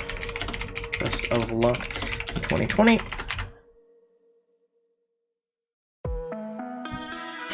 Also, we'll have a new song for this after midnight, so this will be nice. Okay, I'm on a new medication that makes me feel very horny. And I feel like my boyfriend is getting tired of me and my body. What?! Can I have the medicine?! There's a lot of fapping that has to be done. It might be a bug. Getting randomly unsubscribed from your channel. Yeah, but that or it's fucking YouTube giving me a big middle finger because I keep cussing out Susan Wojcicki on the fucking platform. I'm just so tired of her bullshit. Everyone's getting so tired of her. She had, so after the PR thing, before, you know, I gotta answer this in the next couple of minutes, but, this one will be easy to answer. This one sounds so weird, but anyway, she went with MatPat, and they released the uncut interview, and, like, he even called Susan Wojcicki. In case you don't know, she's the CEO of YouTube. Ever since she's become the CEO, YouTube has become shit. For all the problems that you have on the platform, you can thank her. The ad apocalypse, like, the COPPA thing, where literally, today, I have to go on my channel, I have to fill out this big fucking thing to secure my channel to prevent it from me being sued for $42,000 a video. Because I can't have my content appeal towards children. Even though, literally, up until today, everyone will have wanted to appeal because it's the only way to get money. So, basically, the next ad apocalypse is starting tomorrow. It's wonderful. It's awesome being a content creator. It's just... love it. That's why I'm like, hey guys, please hit that join button on YouTube. Or support, you know, the channel in other ways. Please, thanks. Everyone's about to get hit. I think that's one of the reasons why a lot of content creators have taken a break off, because they know what's about to start hitting the channels in just a couple hours, let alone a couple days. They're gonna start feeling it. And she's made the platform become shit. And she had the interview with Matt Pat, and he called her out. He says, I see you keep looking at the clock. He goes, hoping the timer runs out. And she's like, no, bullshit, bitch. Shut the fuck down. Like, half the time you won't even answer his questions. And you're in a room of content creators on the YouTube con. You willingly came here, and you won't answer this dude's interview questions. And he's giving you softball ones, and you're not even answering them. Like, he was making her squirm. And then she goes on 3 other channels, and they ask her a bunch of questions, and she dodges them. Like, why are you even fucking going to have interviews now? Like, why? Just give up. We know you ain't gonna answer worth a shit. Like, you were screwing this platform over so bad, it ain't even funny. And I've called her out. Like, I still get likes on the one tweet that I literally call it out and I say, YouTube doesn't even play by their own rules. The YouTube Rewind. They literally blocked me and my criticism of it, and no one on my channel got to see the video at all. And I had to go back and edit it completely. Because for 8 hours, not one view went to my video and it literally said blocked. You're telling me criticism of your YouTube Rewind is blocked? So I had to worm that thing in there. With editing and everything, I had to remove sections of the video, I had to remove all audio and the whole 9 yards just so people could watch me being criticizing of it. Like, YouTube don't play by their own fucking rules. No. Okay, dear K, you're the last one before I'm calling it quits. I'm on this new medication that makes me feel very horny. I mean, no. Can I know what medicine? Question mark? I feel like my boyfriend is getting tired of me and my body.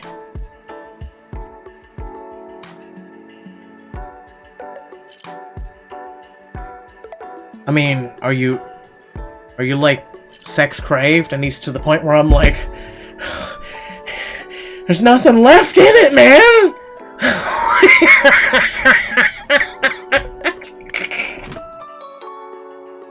Yeah, you might have to let him recharge a little, you know? Give him a day off. Like,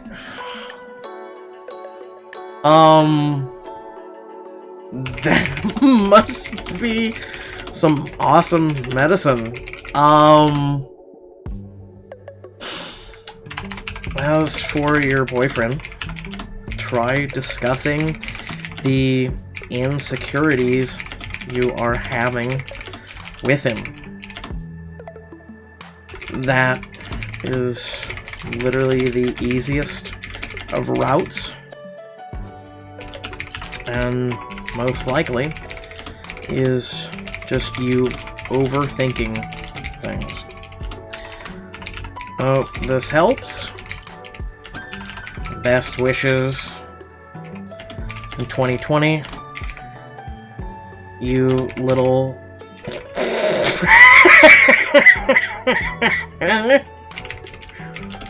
horny rabbit, you.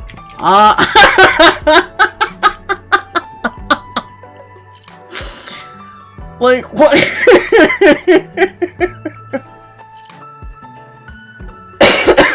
Okay.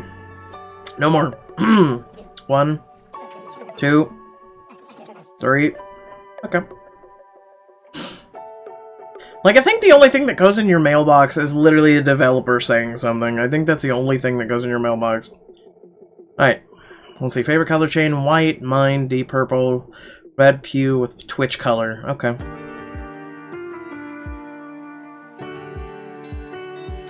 Alright, so we have 7 minutes till the Happy New Year. I would like to thank each and every one of you for coming by.